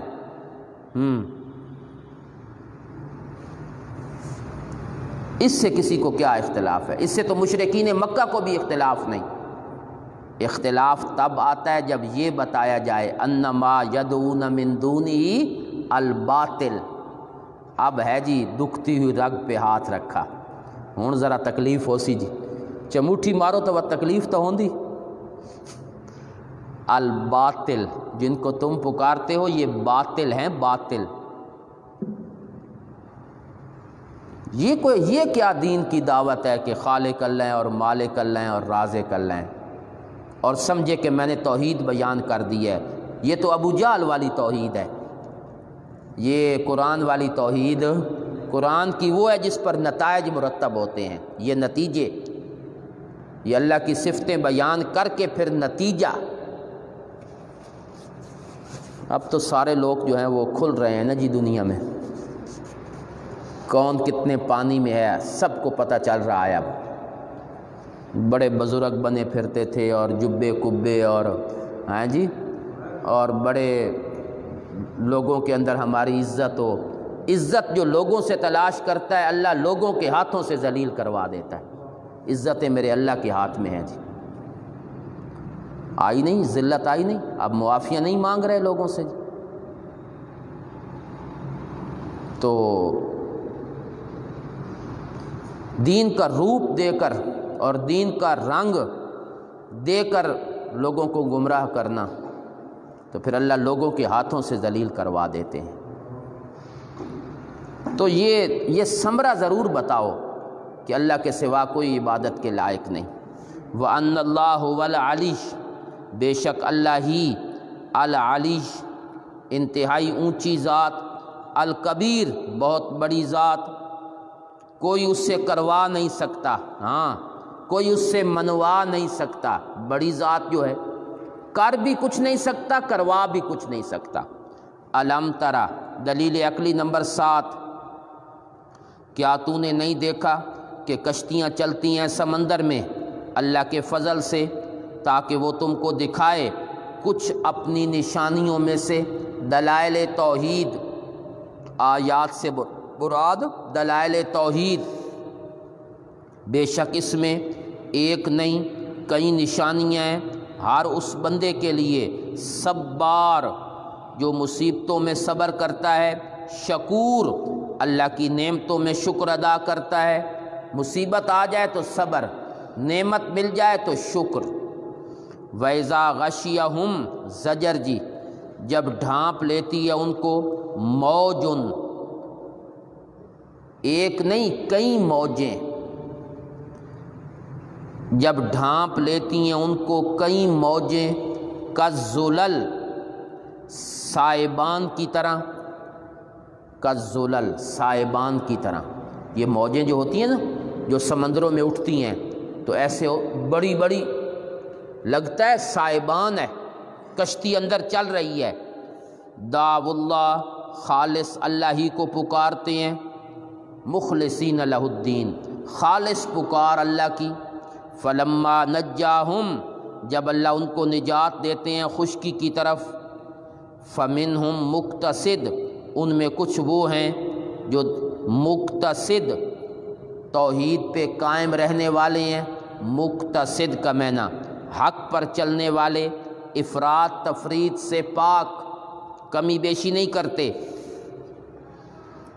وما یجحد بآیاتنا اور نہیں انکار کرتے ہماری آیتوں کا، الا کل ختار مگر ہر ایسا بندہ، ختار جو بڑا غدار ہے، ختار کا معنی غدار دھوکہ باز، کفور بڑا ناشکر ہے، توحید بھی نہیں مانتا۔ یا ایہا الناس تخویف اخروی، اے لوگو ڈرتے رہو اپنے رب سے اور اس دن سے ڈرو جس دن والد اپنی اولاد کے بارے میں لا یجزی کفایت نہیں کرے گا، باپ اپنی اولاد کے بارے میں کفایت نہیں کرے گا، کام نہیں آئے گا، اور نہ اولاد اپنے باپ کی طرف سے جازن بدلہ دینے والی ہوگی کہ ہمیں پکڑ لو ہمارے باپ کو چھوڑ دو، ذرہ برابر۔ بے شک اللہ کا وعدہ سچا ہے، تمہیں دنیا کی زندگی دھوکے میں نہ ڈالے اور تمہیں اللہ کے بارے میں دھوکے باز بھی دھوکے میں نہ ڈالے، الغرور دھوکے باز۔ ان اللہ عندہ علم الساعہ، دلیل عقلی نمبر 8، اور یہ دلیل علم غیب کے بارے میں ہے، عالم الغیب اللہ ہیں۔ ان اللہ بے شک اللہ، اسی کے پاس ہے قیامت کا علم، وہی اتارتا ہے بارش، وہی جانتا ہے کہ رحموں میں کیا ہے، اور نہیں جانتا کوئی نفس ماذا تکسب غدا کہ وہ کل کیا کمائے گا، کیا کرے گا، اور نہیں جانتا کوئی نفس کہ وہ کہاں مرے گا، کس زمین میں، اس لیے کہ اللہ سب کچھ جاننے والے خبردار ہیں، ہر چیز کا علم میرے اللہ کے پاس ہے۔ یہ دلیل جو ہے نا یہ علم غیب کے بارے میں ہے، اور اس میں کتنی چیزوں کا ذکر ہے جی؟ 5۔ اس کو کہتے ہیں مغیبات خمسہ، مغیبات خمسہ، 5 چیزیں جو غیب کر دی گئی ہیں، جن کا علم اللہ کے سوا کسی کو نہیں ہے۔ یہ 5 کی تخصیص کیا ہے جی؟ تو پہلا ایک تو تخصیص اس وجہ سے ہے کہ سوال یہی ہوا تھا نبی علیہ السلام سے، ایک شخص نے یہی سوال کیا تھا، قیامت کب آئے گی، بارش کب ہوگی، لڑکا یا لڑکی پیدا ہوگی، میں کہاں مروں گا، یہ سوالات ہوئے تھے، اس کے مطابق میرے رب نے جواب دے دیا۔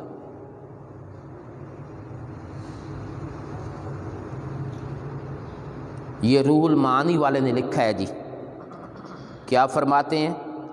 ینبغی ان یعلم، یہ عبارت میں لکھوا دیتا ہوں، ینبغی ان یعلم ان کل غیب، ینبغی ان یعلم ان کل غیب لا یعلمہ الا اللہ، لا یعلمہ الا اللہ، ولیس المغیبات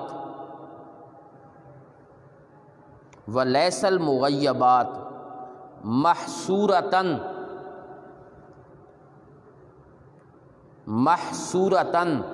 بہذہ الخمس،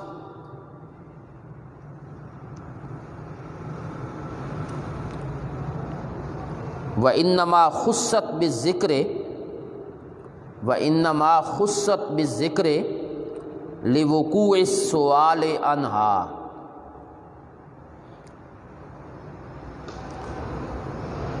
انما خصت بالذکر لوقوع السؤال عنہا۔ پھر میں عبارت پڑھ دیتا ہوں، ینبغی ان یعلم ان کل غیب لا یعلمہ الا اللہ، ولیس المغیبات محصورۃ بہذہ الخمس، وانما خصت بالذکر لوقوع السؤال عنہا۔ تفسیر روح المعانی کہتے ہیں کہ ہر غیب اللہ کے سوا کوئی بھی نہیں جانتا، اور یہ جو غیب والی چیزیں ہیں یہ ان 5 میں بند نہیں ہیں، اور 5 کا ذکر اس لیے ہوا ہے کہ سوال انہی کے بارے میں ہوا تھا، اس لیے اللہ نے 5 کا ذکر کیا ہے۔ ایک بات، لوگ کہتے ہیں کہ اللہ تو ذاتی طور پہ جانتے ہیں، مخلوق عطائی طور پہ جانتی ہے، اللہ کسی کو بتا دیں تو ذاتی اور عطائی کا فرق ہے۔ اس کا جواب بھی سن لیں جی، ابن کثیر کا حوالہ اور روح المعانی کا حوالہ، دونوں میں ایک ہی عبارت ہے، لم یطلع علیہن، جی لم یطلع علیہن ملکا مقربا ولا نبیا مرسلا، لم یطلع علیہن ملکا مقربا ولا نبیا مرسلا، اللہ نے ان پر کسی فرشتے کو اور کسی نبی کو اللہ نے مطلع نہیں کیا، اللہ نے ان چیزوں کی اطلاع ان کو نہیں دی، تو عطائی کی بھی نفی ہو گئی جی۔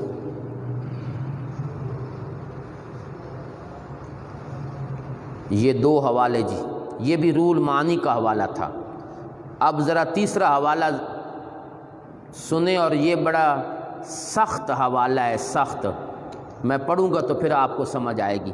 عن ابن عباس رضی اللہ تعالی عنہما،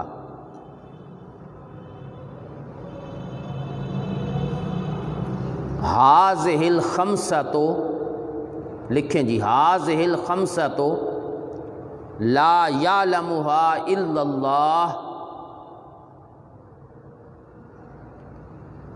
ان 5 کو اللہ کے سوا کوئی بھی نہیں جانتا، ولا یعلمها ملک مقرب ولا نبی مرسل، نہ کوئی فرشتہ نہ کوئی نبی، لا یعلمها ملک مقرب ولا نبی مرسل، یہاں تک تو عبارت پہلے بھی ہے۔ اگلی بات سنیں جی، فمن ادعا انہ یعلم شیئا من ہذہ، فمن ادعا انہ یعلم شیئا من ہذہ فقد کفر بالقرآن لأنہ خالفہ، فمن ادعا انہ یعلم شیئا من ہذہ فقد کفر بالقرآن لأنہ خالفہ، جو یہ دعویٰ کرے کہ وہ ان میں سے کسی چیز کو جانتا ہے، اس نے قرآن کا انکار کر دیا کیونکہ قرآن کی مخالفت ہو گئی۔ یہ کہاں ہے حوالہ جی؟ یہ تفسیروں کے نام میں لکھوا رہا ہوں، تفسیر قرطبی 1، خازن 2، ابن کثیر 3، روح المعانی 4، حضرت مجاہد کا بھی قول ہے، حضرت قتادہ کا بھی قول ہے جی، ابن عباس کا بھی قول ہے جی۔ بات تو ختم ہو گئی۔ اب یہ 5 چیزوں کا علم اور اس کے علاوہ باقی علوم یہ اللہ ہی کے پاس ہیں، کسی اور کے پاس نہیں ہے۔ اب اشکال بڑا کرتے ہیں جی لوگ کہ قرآن کہتا ہے کہ رحم میں کیا ہے، بچہ ہے یا بچی، اس کا علم رب کے پاس ہے۔ آج کل تو 3 مہینوں کے بعد بتا دیتے ہیں بچہ ہے یا بچی، ابھی رحم میں تصویر بنتی ہے اور الٹرا ساؤنڈ کے ذریعے پتہ چل جاتا ہے کہ بچہ ہے یا بچی، تو پھر کیسے ہے کہ اللہ کے پاس ہے؟ بارش کا علم رب کے پاس ہے۔ محکمہ موسمیات والی پیشن گوئی کرتے ہیں کل بارش آئے گی، ہو جاتی ہے بارش۔ یہ لوگوں کو دھوکہ دینے کے لیے اس طرح کے اعتراضات کیے جاتے ہیں۔ اس کے 2 جواب ہیں جی، یہ جو اعتراضات ہیں اس کے کتنے جوابات ہیں؟ 2۔ نمبر 1، اللہ بغیر اسباب کے جانتا ہے، جی اللہ کو سبب کی ضرورت نہیں ہے۔ اور یہ جو لوگ جانتے ہیں نا کہ ماں کے رحم میں کیا ہے، یا بارش آئے گی یا نہیں، یہ کس کے محتاج ہیں؟ اسباب، الٹرا ساؤنڈ مشین، وہ محکمہ موسمیات کے آلات۔ اللہ کا علم بغیر سبب کے ہوتا ہے اور یہ اسباب کے محتاج ہیں، ایک جواب۔ نمبر 2، یہ جو علم ہے نا کہ رحم میں کیا ہے، بارش آئے گی یا نہیں آئے گی، اس سے مراد کسی ایک فرد کا علم نہیں ہے، ہاں یہ تفصیلی علم ہے، تفصیلی، اور وہ رب کے سوا کوئی نہیں جانتا۔ مثلا ماں کے پیٹ میں بچہ ہے یا بچی، ایک تو یہ ہو گیا نا، اب اس کا تفصیلی علم سنیں جی، کب پیدا ہوگا، اس کے اعضاء پورے ہوں گے یا نہیں ہوں گے، اب سنتے چلے جائیں ذرا میری بات، کس جگہ پہ پیدا ہوگا، ہسپتال یا گھر، کون سی دائی کے ہاتھوں سے پیدا ہوگا، آپریشن کے ساتھ ہوگا یا اچھا، اس کے کان میں اذان کون دے گا، گھٹی کون ڈالے گا، سب سے پہلے کپڑے کون پہنا، اس کا ختنہ کون کروائے گا، اس کے سر کے بال کون سا نائی کاٹے گا، کس دن کاٹے گا، کتنے لوگ اس بچے کو اٹھائیں گے، پہلے نانا اٹھائے گا یا دادی اٹھائے گی، دودھ کس نے پلانا ہے، کتنا دودھ اس نے پینا ہے، ڈبوں کا دودھ کتنا پینا ہے اور ماں کا دودھ کتنا پینا ہے، پینا بھی ہے یا نہیں، کس کس جگہ پہ اس نے چل کے جانا ہے، یہ بدبخت ہے یا نیک بخت، کتنا عرصہ اس نے زندگی بسر کرنی ہے، کھانا کتنا کھانا ہے، لقمے کتنے کھانے ہیں، پانی کتنے پینے ہیں، اس کے دوست کتنے ہوں گے، اس کے دشمن کتنے ہوں گے، یہ نمازیں کتنی پڑھے گا، یہ روزے کتنے رکھے گا، بتاؤ دنیا کا کوئی بندہ یہ علم جانتا ہو جی؟ یہ میرے رب کے پاس ہے جی، تفصیلی علم مراد ہے، پورے جہان کا علم، پوری کیفیت کا علم یہ رب ہی کے پاس ہے، کسی اور کے پاس نہیں۔ اسی طرح بارش کہاں اترے گی، کتنی اترے گی، کتنے قطرے پڑیں گے، اس قطرے سے کتنی فصلیں پیدا ہوں گی، وہ فصلیں کون کون کھائے گا، کون کون کاٹے گا، کون کون اٹھائے گا، یہ کس زمین میں جائے گی، کس میں نہیں جائے گی، انسان کتنا پئیں گے، جانور کتنا پئیں گے، یہ میرے اللہ کے پاس ہے، کسی اور کے پاس نہیں ہے۔ یہ 5 چیزیں ہیں، 5 جہان ہیں، جہان، ان کا تفصیلی علم اللہ ہی کے پاس ہے۔ تو یہ ہے جی دوسرا جواب، اور یہی سب سے بہترین جواب ہے کہ ایک فرد کا علم نہیں ہے، یہ کس کا علم ہے جی؟ پورے جہانوں کا علم ہے۔ سورت مکمل ہوئی جی۔ اب اس کے بعد اگلی سورت سورہ سجدہ جی، اس کا ماقبل کے ساتھ ربط سنیں جی۔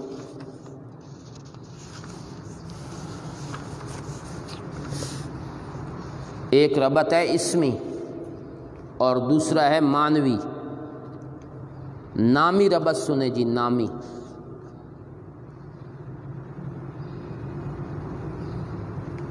میں نے ابھی بتایا ہے سورہ لقمان کے شروع میں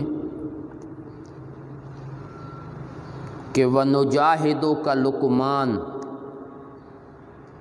ہم اس طرح دین کے بارے میں کوشش کرنا چاہتے ہیں جیسا کہ لقمان نے کی،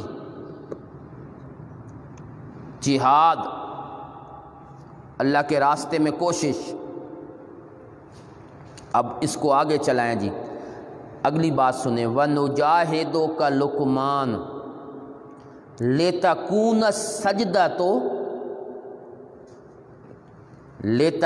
السَّجْدَةُ سجدۃ الاحزاب۔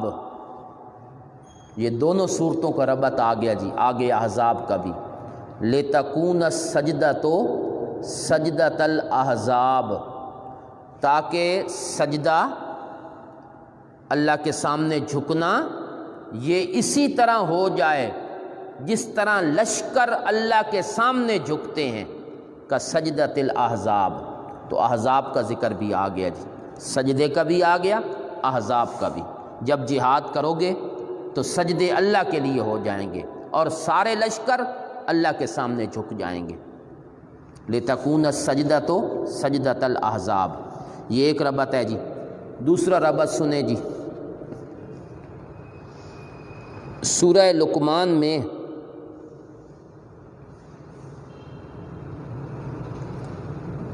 حضرت لقمان کی نصیحت کا ذکر کیا گیا۔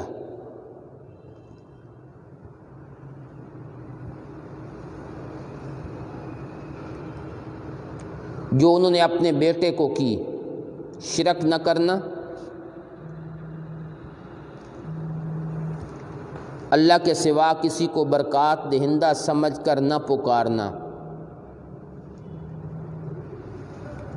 تو سورہ لقمان میں حضرت لقمان کی اس نصیحت کا ذکر کیا گیا۔ اب سورہ سجدہ میں فرمایا، انما یؤمن بآیاتنا،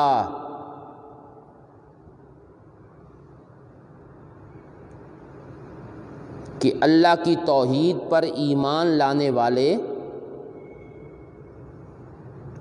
اور اس کو برکات دہندہ سمجھنے والے، ان کو جب حضرت لقمان کی نصیحت سنائی جاتی ہے قرآن کے ذریعے، ان کو جب قرآن کے ذریعے حضرت لقمان کی نصیحت سنائی جاتی ہے تو وہ عاجزی کے ساتھ سجدہ ریز ہو جاتے ہیں۔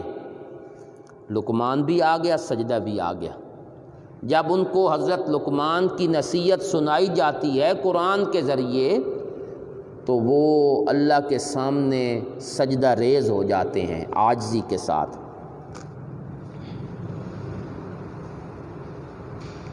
یہ تو ہو گیا جی اسمی ربط۔ اب معنوی ربط سنیں جی۔ سورہ فرقان سے لے کر سورہ لقمان تک توحید کا ایک عنوان ذکر کیا گیا کہ اللہ کے سوا کوئی برکات دہندہ نہیں، اللہ کے سوا کوئی برکات دہندہ نہیں، لہذا کسی کو حاجات میں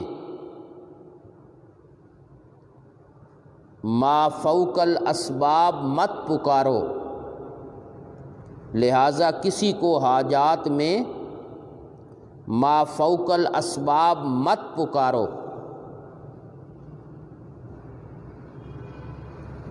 اب مشرکین کے جانب سے یہ کہا جا سکتا تھا، اب مشرکین کی جانب سے یہ کہا جا سکتا تھا کہ ہم اپنے معبودوں کو اس لیے نہیں پکارتے کہ وہ برکات دہندہ ہیں، ہم اپنے معبودوں کو اس لیے نہیں پکارتے کہ وہ برکات دہندہ ہیں، بلکہ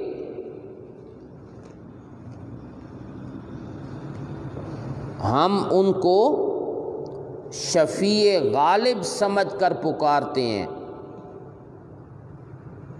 کہ وہ اللہ سے کام کروا دیتے ہیں، وہ ہمارے کام اللہ سے کروا دیتے ہیں، اللہ ان کی بات رد نہیں کرتے۔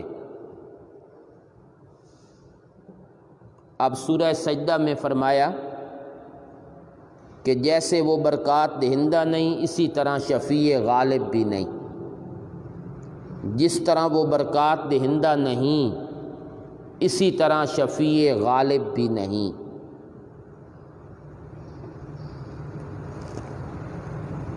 لہٰذا ان کو شفیع غالب سمجھ کر مت پکارو، یہ پکار بھی جائز نہیں۔ یہ تو ربط ہے جی اس کا ماقبل کے ساتھ۔ خلاصہ جی، اس صورت کا مرکزی مضمون نفی شفاعت قہریہ ہے۔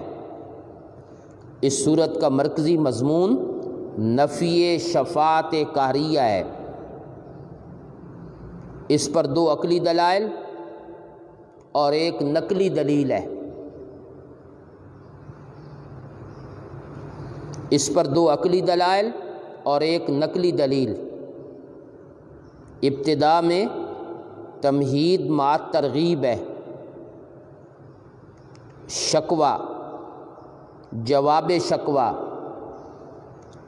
اور تخویف، یہ مضامین ہیں جو اس صورت میں ذکر ہوئے ہیں۔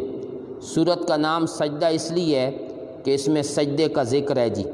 مکی صورت ہے، ہجرت سے پہلے اتری ہے، 32ویں نمبر پہ ہے، اور نزول میں اس کا 75واں نمبر ہے۔ اس سے پہلے 74 صورتیں اتر چکی ہیں۔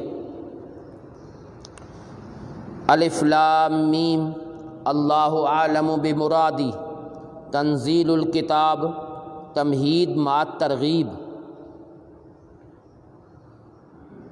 یہ جو آیت ہے نا، آیت نمبر 2 تنزیل الکتاب، اس کی بہت ساری ترکیبیں ہیں۔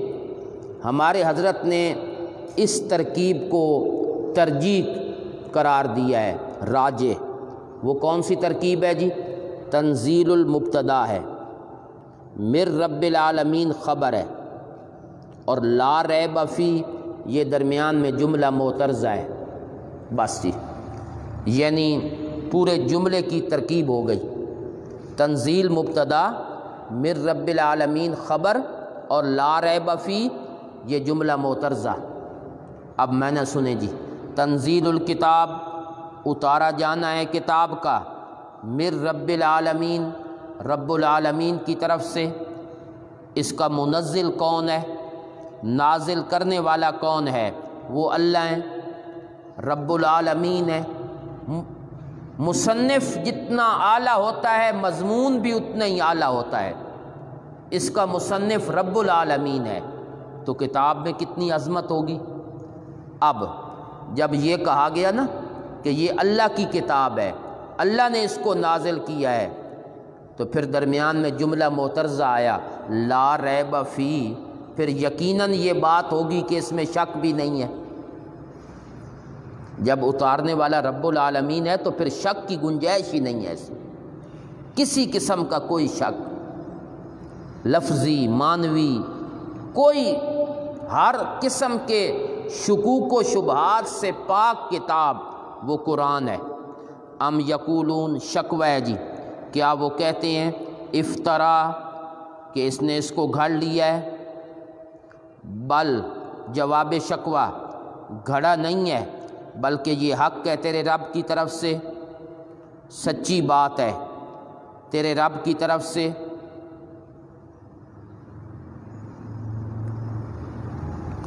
لِتُنذِرَ قَوْمًا تاکہ تو ڈرائے ایسی قوم کو جن کے پاس نہیں آیا کوئی ڈرانے والا تجھ سے پہلے، قریب دور میں، فترت کا زمانہ۔ لعلہم یہتدون ہو سکتا ہے کہ یہ راہ راست پہ آ جائیں، یہتدون ہو سکتا ہے کہ یہ راہ راست پہ آ جائیں۔ یہ امید جو ہے نا لعلہ، یہ مخاطب کے اعتبار سے ہے، متکلم کے اعتبار سے نہیں ہے۔ اللہ کو تو پتہ ہے کہ آنا ہے یا نہیں آنا، یہ مخاطب کے اعتبار سے ہے۔ اللہ الذی، دعوے پر پہلی عقلی دلیل، اللہ ہی وہ ذات ہے، جس نے پیدا کیا آسمان و زمین کو اور جو اس کے درمیان ہے 6 دنوں کی مقدار میں، ثم استوى علی العرش، پھر اللہ مستوی ہوا عرش پر، یہ سب بحث گزر گئی ہے۔ ما لکم من دونہ، یہ سورت کا دعویٰ ہے، مقصودی مقام ہے۔ ما لکم من دونہ، نہیں ہے تمہارے لیے اللہ کے سوا، من ولی، کوئی مشکل کشا، ولا شفیع، اور نہ کوئی شفیع غالب، سفارشی جو زبردستی بات منوا لے، جس طرح مشرک کہتے ہیں۔ افلا تتذکرون، کیوں نہیں نصیحت حاصل کرتے؟ جب شفیع بھی کوئی نہیں، ولی بھی کوئی نہیں، تو پھر اللہ کی عبادت کرو اور غیر اللہ کی عبادت مت کرو۔ یدبر الامر، دلیل نمبر 2، مسئلہ توحید پر دلیل نمبر 2، دوسری عقلی دلیل جی۔ یدبر الامر، وہ اکیلے اللہ تمام معاملات کی تدبیر کرتے ہیں، اکیلے اللہ، کسی کے ہاتھ میں کچھ نہیں، نہ کوئی مشیر نہ وزیر، تمام معاملات کی تدبیریں اکیلے اللہ کرتے ہیں۔ من السماء الی الارض، آسمان سے لے کر زمین تک، سبحان اللہ، آسمان سے لے کر زمین تک، اوپر سے لے کر نیچے تک، تمام معاملات کی تدبیریں اللہ کرتے ہیں اکیلے۔ رزق کا معاملہ ہے، صحت کا معاملہ ہے، موت کا معاملہ ہے، کھانے پینے کا، انسانوں کا، جنات کا، فرشتوں کا، ایک ایک بندے کا اجتماعی انفرادی، گھر کا معاملہ، باہر کا معاملہ، دینی معاملات، دنیاوی معاملات، سب کی تدبیریں اکیلے اللہ کرتے ہیں۔ ایک ایک جزئی اس کا بھی اللہ نے اختیار کسی کو نہیں دیا۔ شکر ہے دیا نہیں، یہ بھی ذہن میں رکھے، شکر ہے بندیاں دے ہاتھ کوئی شے نہیں، جڑی روٹی کھاندے پے یہ بھی نہ کھاون دے نا جی، اکیلے اللہ ہی کرتے ہیں جی۔ محتاج، ہر چیز اسی کی محتاج ہے جی، شکر ہے اللہ ہی کرتے ہیں۔ ثم یارج الیہ، پھر معاملات اس کی طرف چڑھتے رہتے ہیں، ہاں جی چڑھتے رہتے ہیں۔ آخرت کا معاملہ، تمام کام اللہ کی طرف چڑھتے ہیں۔ فی یومن، یارج کا مستقبل والا معنی کریں تو پھر معنی بنے گا چڑھیں گے، چڑھیں گے آخرت میں، سب چیزیں رب کے ہاتھ میں ہوں گی۔ فی یومن، ایک ایسے دن میں جس کی مقدار 1000 سال ہے، مما تعدون، ان سالوں میں جن کو تم شمار کرتے ہو، قیامت کا دن، اس ایک دن کی مقدار 1000 سال ہے۔ اچھا جی، کہیں اللہ 1000 سال کہتے ہیں، کہیں اللہ کہتے ہیں 50,000 سال ہے، وہ جو سورہ معارج میں ہے 50,000 سال، یہ نہ 50 ہے نہ 1000 ہے، یہ اس کی لمبے ہونے سے کنایہ ہے۔ اتنا لمبا ہوگا، کسی کو 1000 سال لگے گا، کسی کو 50، کسی کو لگے گا ایک پلک جھپکنے کے برابر، نیک بندے ان کے لیے پلک جھپکنے کے برابر، برے لوگ شدت ہوگی نا تو وہ 1000 سال کے برابر سمجھیں گے۔ 1000 سال ہے ایک معنی جی۔ دوسرا معنی سنیں جی، اعمال اللہ کی طرف چڑھتے ہیں، اور زمین سے آسمان کا جو فاصلہ ہے وہ 1000 سال ہے، 500 سال چڑھنا اور 500 سال اترنا، 500 سال چڑھنا اور 500 سال اترنا، فرشتے ایک دن میں طے کر لیتے ہیں۔ عصر کے وقت رات والے فرشتے آ جاتے ہیں، دن والے چلے جاتے ہیں ایک دن میں، اس کی گنتی تو ہے 1000 سال، فرشتے ایک دن میں طے کر لیتے ہیں اور اعمال لے کر چڑھ جاتے ہیں۔ تم نے دن میں کیا کیا؟ فرشتے لے گئے جی عصر کے وقت، رات والے آ گئے، ان نے اگلے دن کو شروع کر دیا، تو اس لیے یہ ایک دن کا فاصلہ ہے۔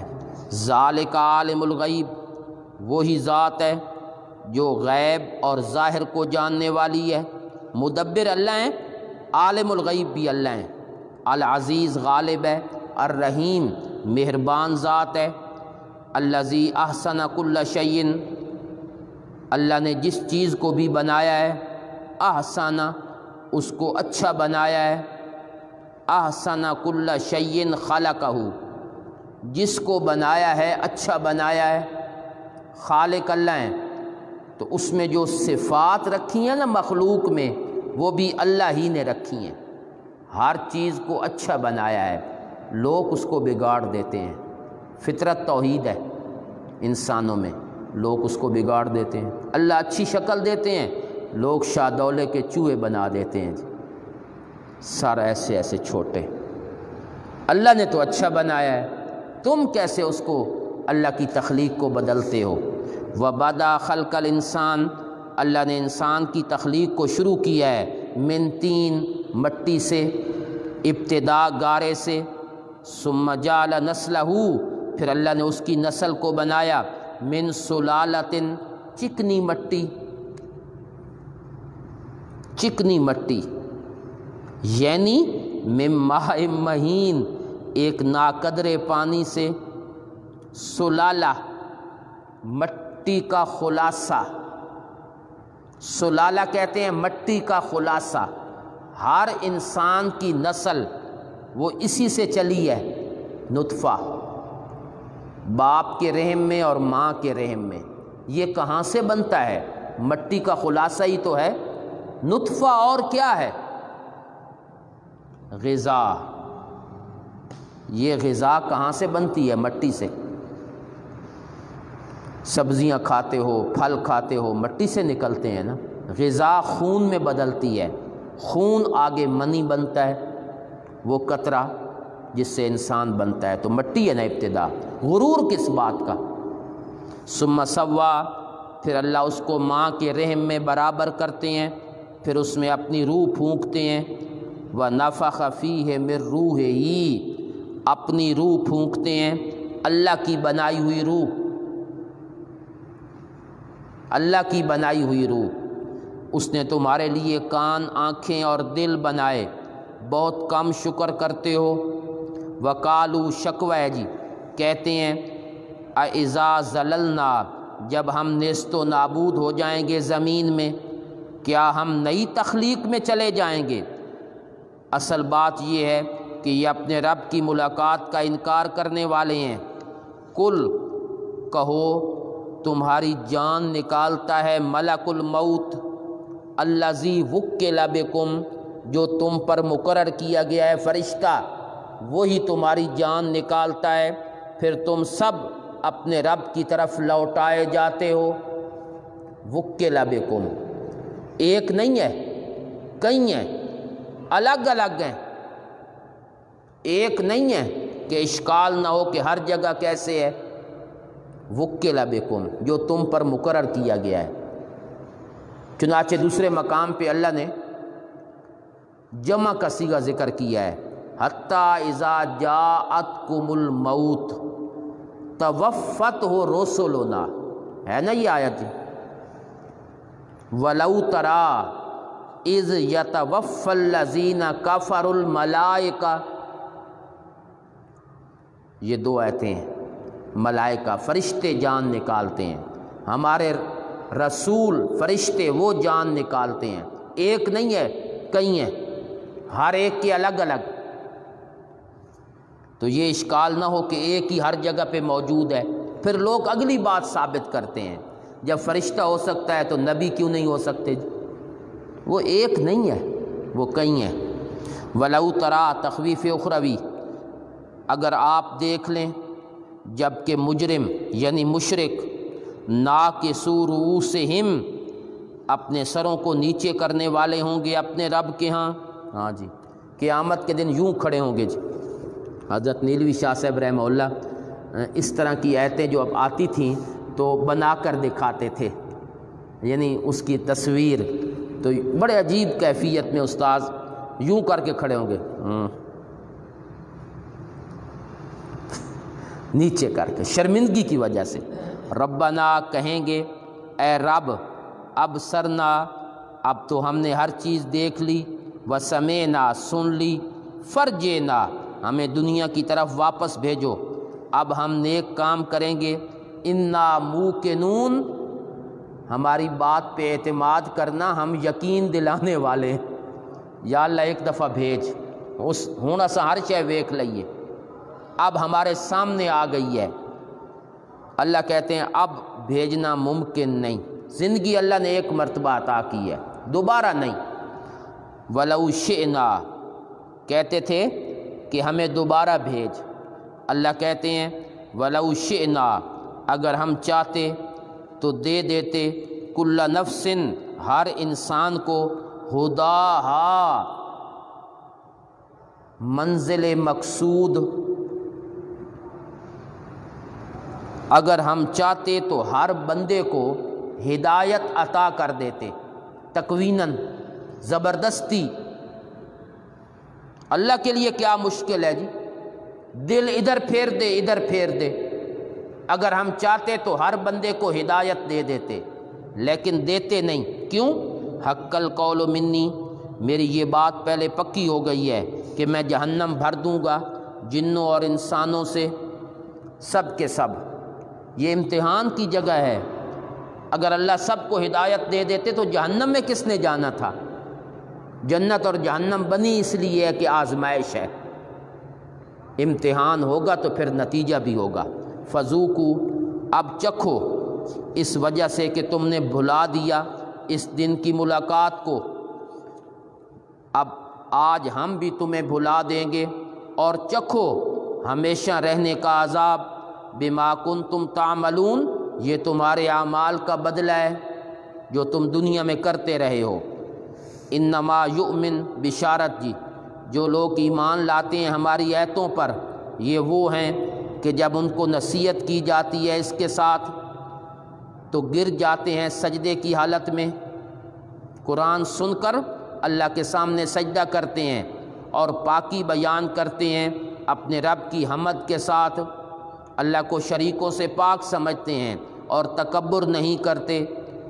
پہلی صفت ہے نصیحت قرآن کی جائے تو سجدے میں گر جاتے ہیں، ایک تسبیح کرتے ہیں، دو اللہ کی حمد کرتے ہیں، تین تکبر نہیں کرتے، چار تتجافا جنوبہم ان کے پہلو الگ رہتے ہیں، عن المضاجع بستروں سے، ان کے پہلو بستروں سے الگ رہتے ہیں، دور رہتے ہیں، رات کو سوتے نہیں ہیں، نماز پڑھتے ہیں، تہجد پکارتے ہیں اپنے رب کو امید کے ساتھ اور ڈرتے ہوئے، اور ہمارے دیے ہوئے مال میں سے خرچ کرتے رہتے ہیں، یہ اللہ والوں کی صفات ہیں۔ فلا تعلم بشارت جی، کوئی نفس نہیں جانتا جو چیز اس کے لیے چھپا دی گئی ہے، یعنی آنکھوں کی ٹھنڈک، جنت جو اللہ نے مخفی رکھی ہے، کسی کو اس کی حقیقت کا پتہ نہیں۔ کل نفس نفس کوئی نفس اس کی حقیقت نہیں جانتا، لا ملک مقرب ولا نبی مرسل، پھر حوالہ لکھیں جی، لا ملک مقرب ولا نبی مرسل فضلا عما عداہم، نہ کوئی فرشتہ جانتا ہے نہ کوئی نبی، چہ جائے کہ کوئی اور، چہ جائے کہ کوئی اور۔ تفسیر روح المعانی، لا ملک مقرب ولا نبی مرسل فضلا عما عداہم، چہ جائے کہ کوئی اور۔ تفصیلی علم کسی کے پاس نہیں ہے، اجمالی تو قرآن میں بھی ہے، حوریں ہوں گی، پھل ہوں گے، ان کی حقیقت کیا ہے یہ اللہ ہی جانتے ہیں۔ یہ بدلہ ہے اس چیز کا جو وہ کرتے رہے ہیں۔ افمن کان مؤمنا، بھلا وہ شخص جو ایمان لانے والا ہے یہ اس کی طرح ہو سکتا ہے؟ کان فاسقن، جو حد انسانی سے باہر نکل گیا، فاسق اعلیٰ درجہ، لا یستوون یہ دونوں برابر نہیں ہیں، عمل میں بھی برابر نہیں، نتیجے میں بھی نہیں۔ اما الذین آمنوا، بشارت جو لوگ ایمان لائے نیک عمل کیے، ان کے لیے جنات المأویٰ ہمیشہ رہنے کے باغات، نزلاً بطور مہمان نوازی کے، اور یہ بدلہ ہے ان کے اعمال کا۔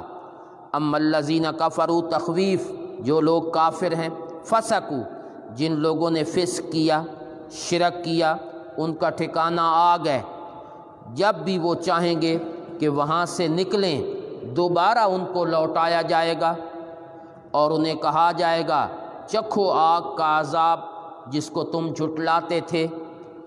وَلَنُذِيقَنَّهُمْ، یقیناً ہم ان کو چکھائیں گے، من العذاب الادنیٰ، ایک چھوٹا عذاب بڑے عذاب سے ہٹ کر۔ بڑا عذاب تو ہے نا آخرت، اس سے پہلے ایک چھوٹا عذاب، الادنیٰ قریب کا عذاب۔ یہ کون سا عذاب ہے جی؟ قریب والا۔ یا تو اس سے مراد ہے بدر کا لڑائی، یا اس سے مراد ہیں دنیا کی مصیبتیں جو انسانوں پر آتی ہیں۔ لعلہم یرجعون، ہو سکتا ہے کہ لوگ ان باتوں سے متاثر ہو کر یرجعون، شرک سے باز آ جائیں۔ ومن ازلم، زجر ہے جی، اس سے بڑا ظالم کون ہے؟ ممن ذکرہ، جس کو نصیحت کی گئی اپنے رب کی آیات کے ساتھ، ثم اعرض عنہا، پھر منہ موڑ لیا اس سے۔ اللہ کی آیات سنائی گئیں اور اس نے منہ موڑا۔ بے شک ہم مجرمین سے بدلہ لینے والے ہیں، انتقام۔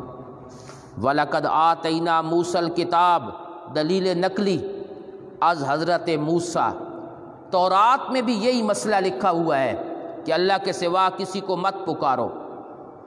ہم نے دی موسیٰ علیہ السلام کو کتاب، فلا تکن فی مریۃ، آپ کسی شک میں نہ رہیں، من لقائہ، اس کا ملنا اس سے۔ یہ میں نے منع کر دیا ہے جی، من لقائہ، اس کا ملنا اس سے۔ کس کا ملنا کس سے؟ میں نہ سنے جی، موسیٰ کا کتاب کو ملنا یا کتاب کا موسیٰ کو ملنا۔ من لقائہ، من لقاء الکتاب موسیٰ، من لقاء موسیٰ الکتاب، موسیٰ کو کتاب کا ملنا، اس کے بارے میں شک نہ کریں۔ ہم نے اس کو ہدایت بنایا بنی اسرائیل کے لیے۔ وَجَعَلْنَا مِنْهُمْ أَئِمَّةً، ہم نے ان میں بنائے دین کے پیشوا، یہدون بِأَمْرِنَا، وہ لوگوں کی رہنمائی کرتے تھے ہمارے حکم سے۔ لما صبروا، جب انہوں نے صبر کیا، تکلیفیں برداشت کیں اور وہ ہماری آیتوں پر یقین رکھتے تھے۔ ان ربک، تخویف اخروی، تیرا رب فیصلہ کرے گا ان کے درمیان قیامت کے دن جس چیز میں وہ اختلاف کر رہے ہیں۔ یہ عملی فیصلہ ہے، دلائل کا فیصلہ دنیا میں ہو چکا ہے۔ اولم یہد لہم، کیا یہ بات ان کے سامنے ظاہر نہیں ہوئی کہ ہم نے کتنے ہلاک کر دیے ان سے پہلے، من القرون، زمانے والے، بہت سارے ادوار، وہ چلتے تھے اپنے گھروں میں، یمشونا، سفر کیا کرتے تھے۔ اس میں نشانیاں ہیں، ان چیزوں کو لوگ سنتے کیوں نہیں؟ اولم یرو، دلیل عقلی برائے ثبوت دعویٰ، دیکھتے نہیں کہ انا نسوق الماء، ہم چلاتے ہیں پانیوں کو یعنی بادلوں کو، الی الارض الجرز، خشک زمین کی طرف، پھر نکالتے ہیں اس سے کھیتیاں جس سے چوپائے بھی کھاتے ہیں، انسان بھی کھاتے ہیں۔ یہ کھیتیاں کون پیدا کرتا ہے؟ پانی کون چلاتا ہے؟ جو یہ کام کرتا ہے وہی الہ ہے۔ افلا یبصرون، ان نشانیوں کو دیکھتے کیوں نہیں؟ عبرت کیوں نہیں حاصل کرتے؟ چوپائے بھی کھاتے ہیں، انسان بھی کھاتے ہیں۔ دیکھیں اللہ نے چوپائے کا ذکر پہلے کیا ہے، انسان کا بعد میں۔ کیوں؟ ہے بھی اسی طرح، پہلے چوپایا کھاتا ہے، کھیتیاں لگی ہوئی ہوتی ہیں، منہ، آپ تو پکی پکائی کھاتے ہیں، جب گندم گھر میں آتی ہے وہ پہلے منہ مار لیتے ہیں وہاں۔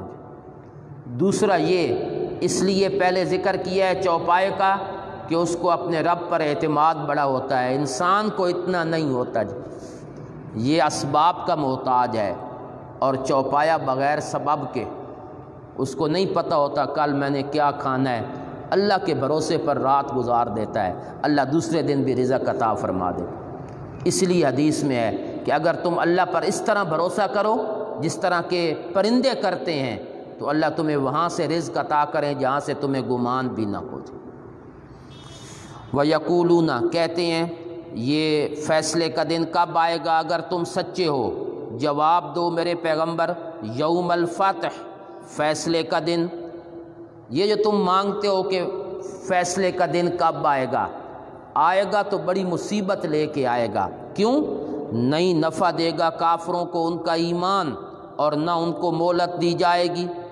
فَأَعْرِضْ عَنْهُمْ، تسلی ہے جی، آپ ان سے منہ موڑ کے رکھیں۔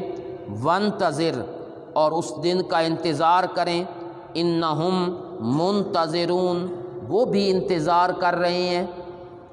قیامت آنے دو، پھر اللہ تمام حقائق جو ہیں وہ واضح کر دیں گے اور کھول دیں گے جی۔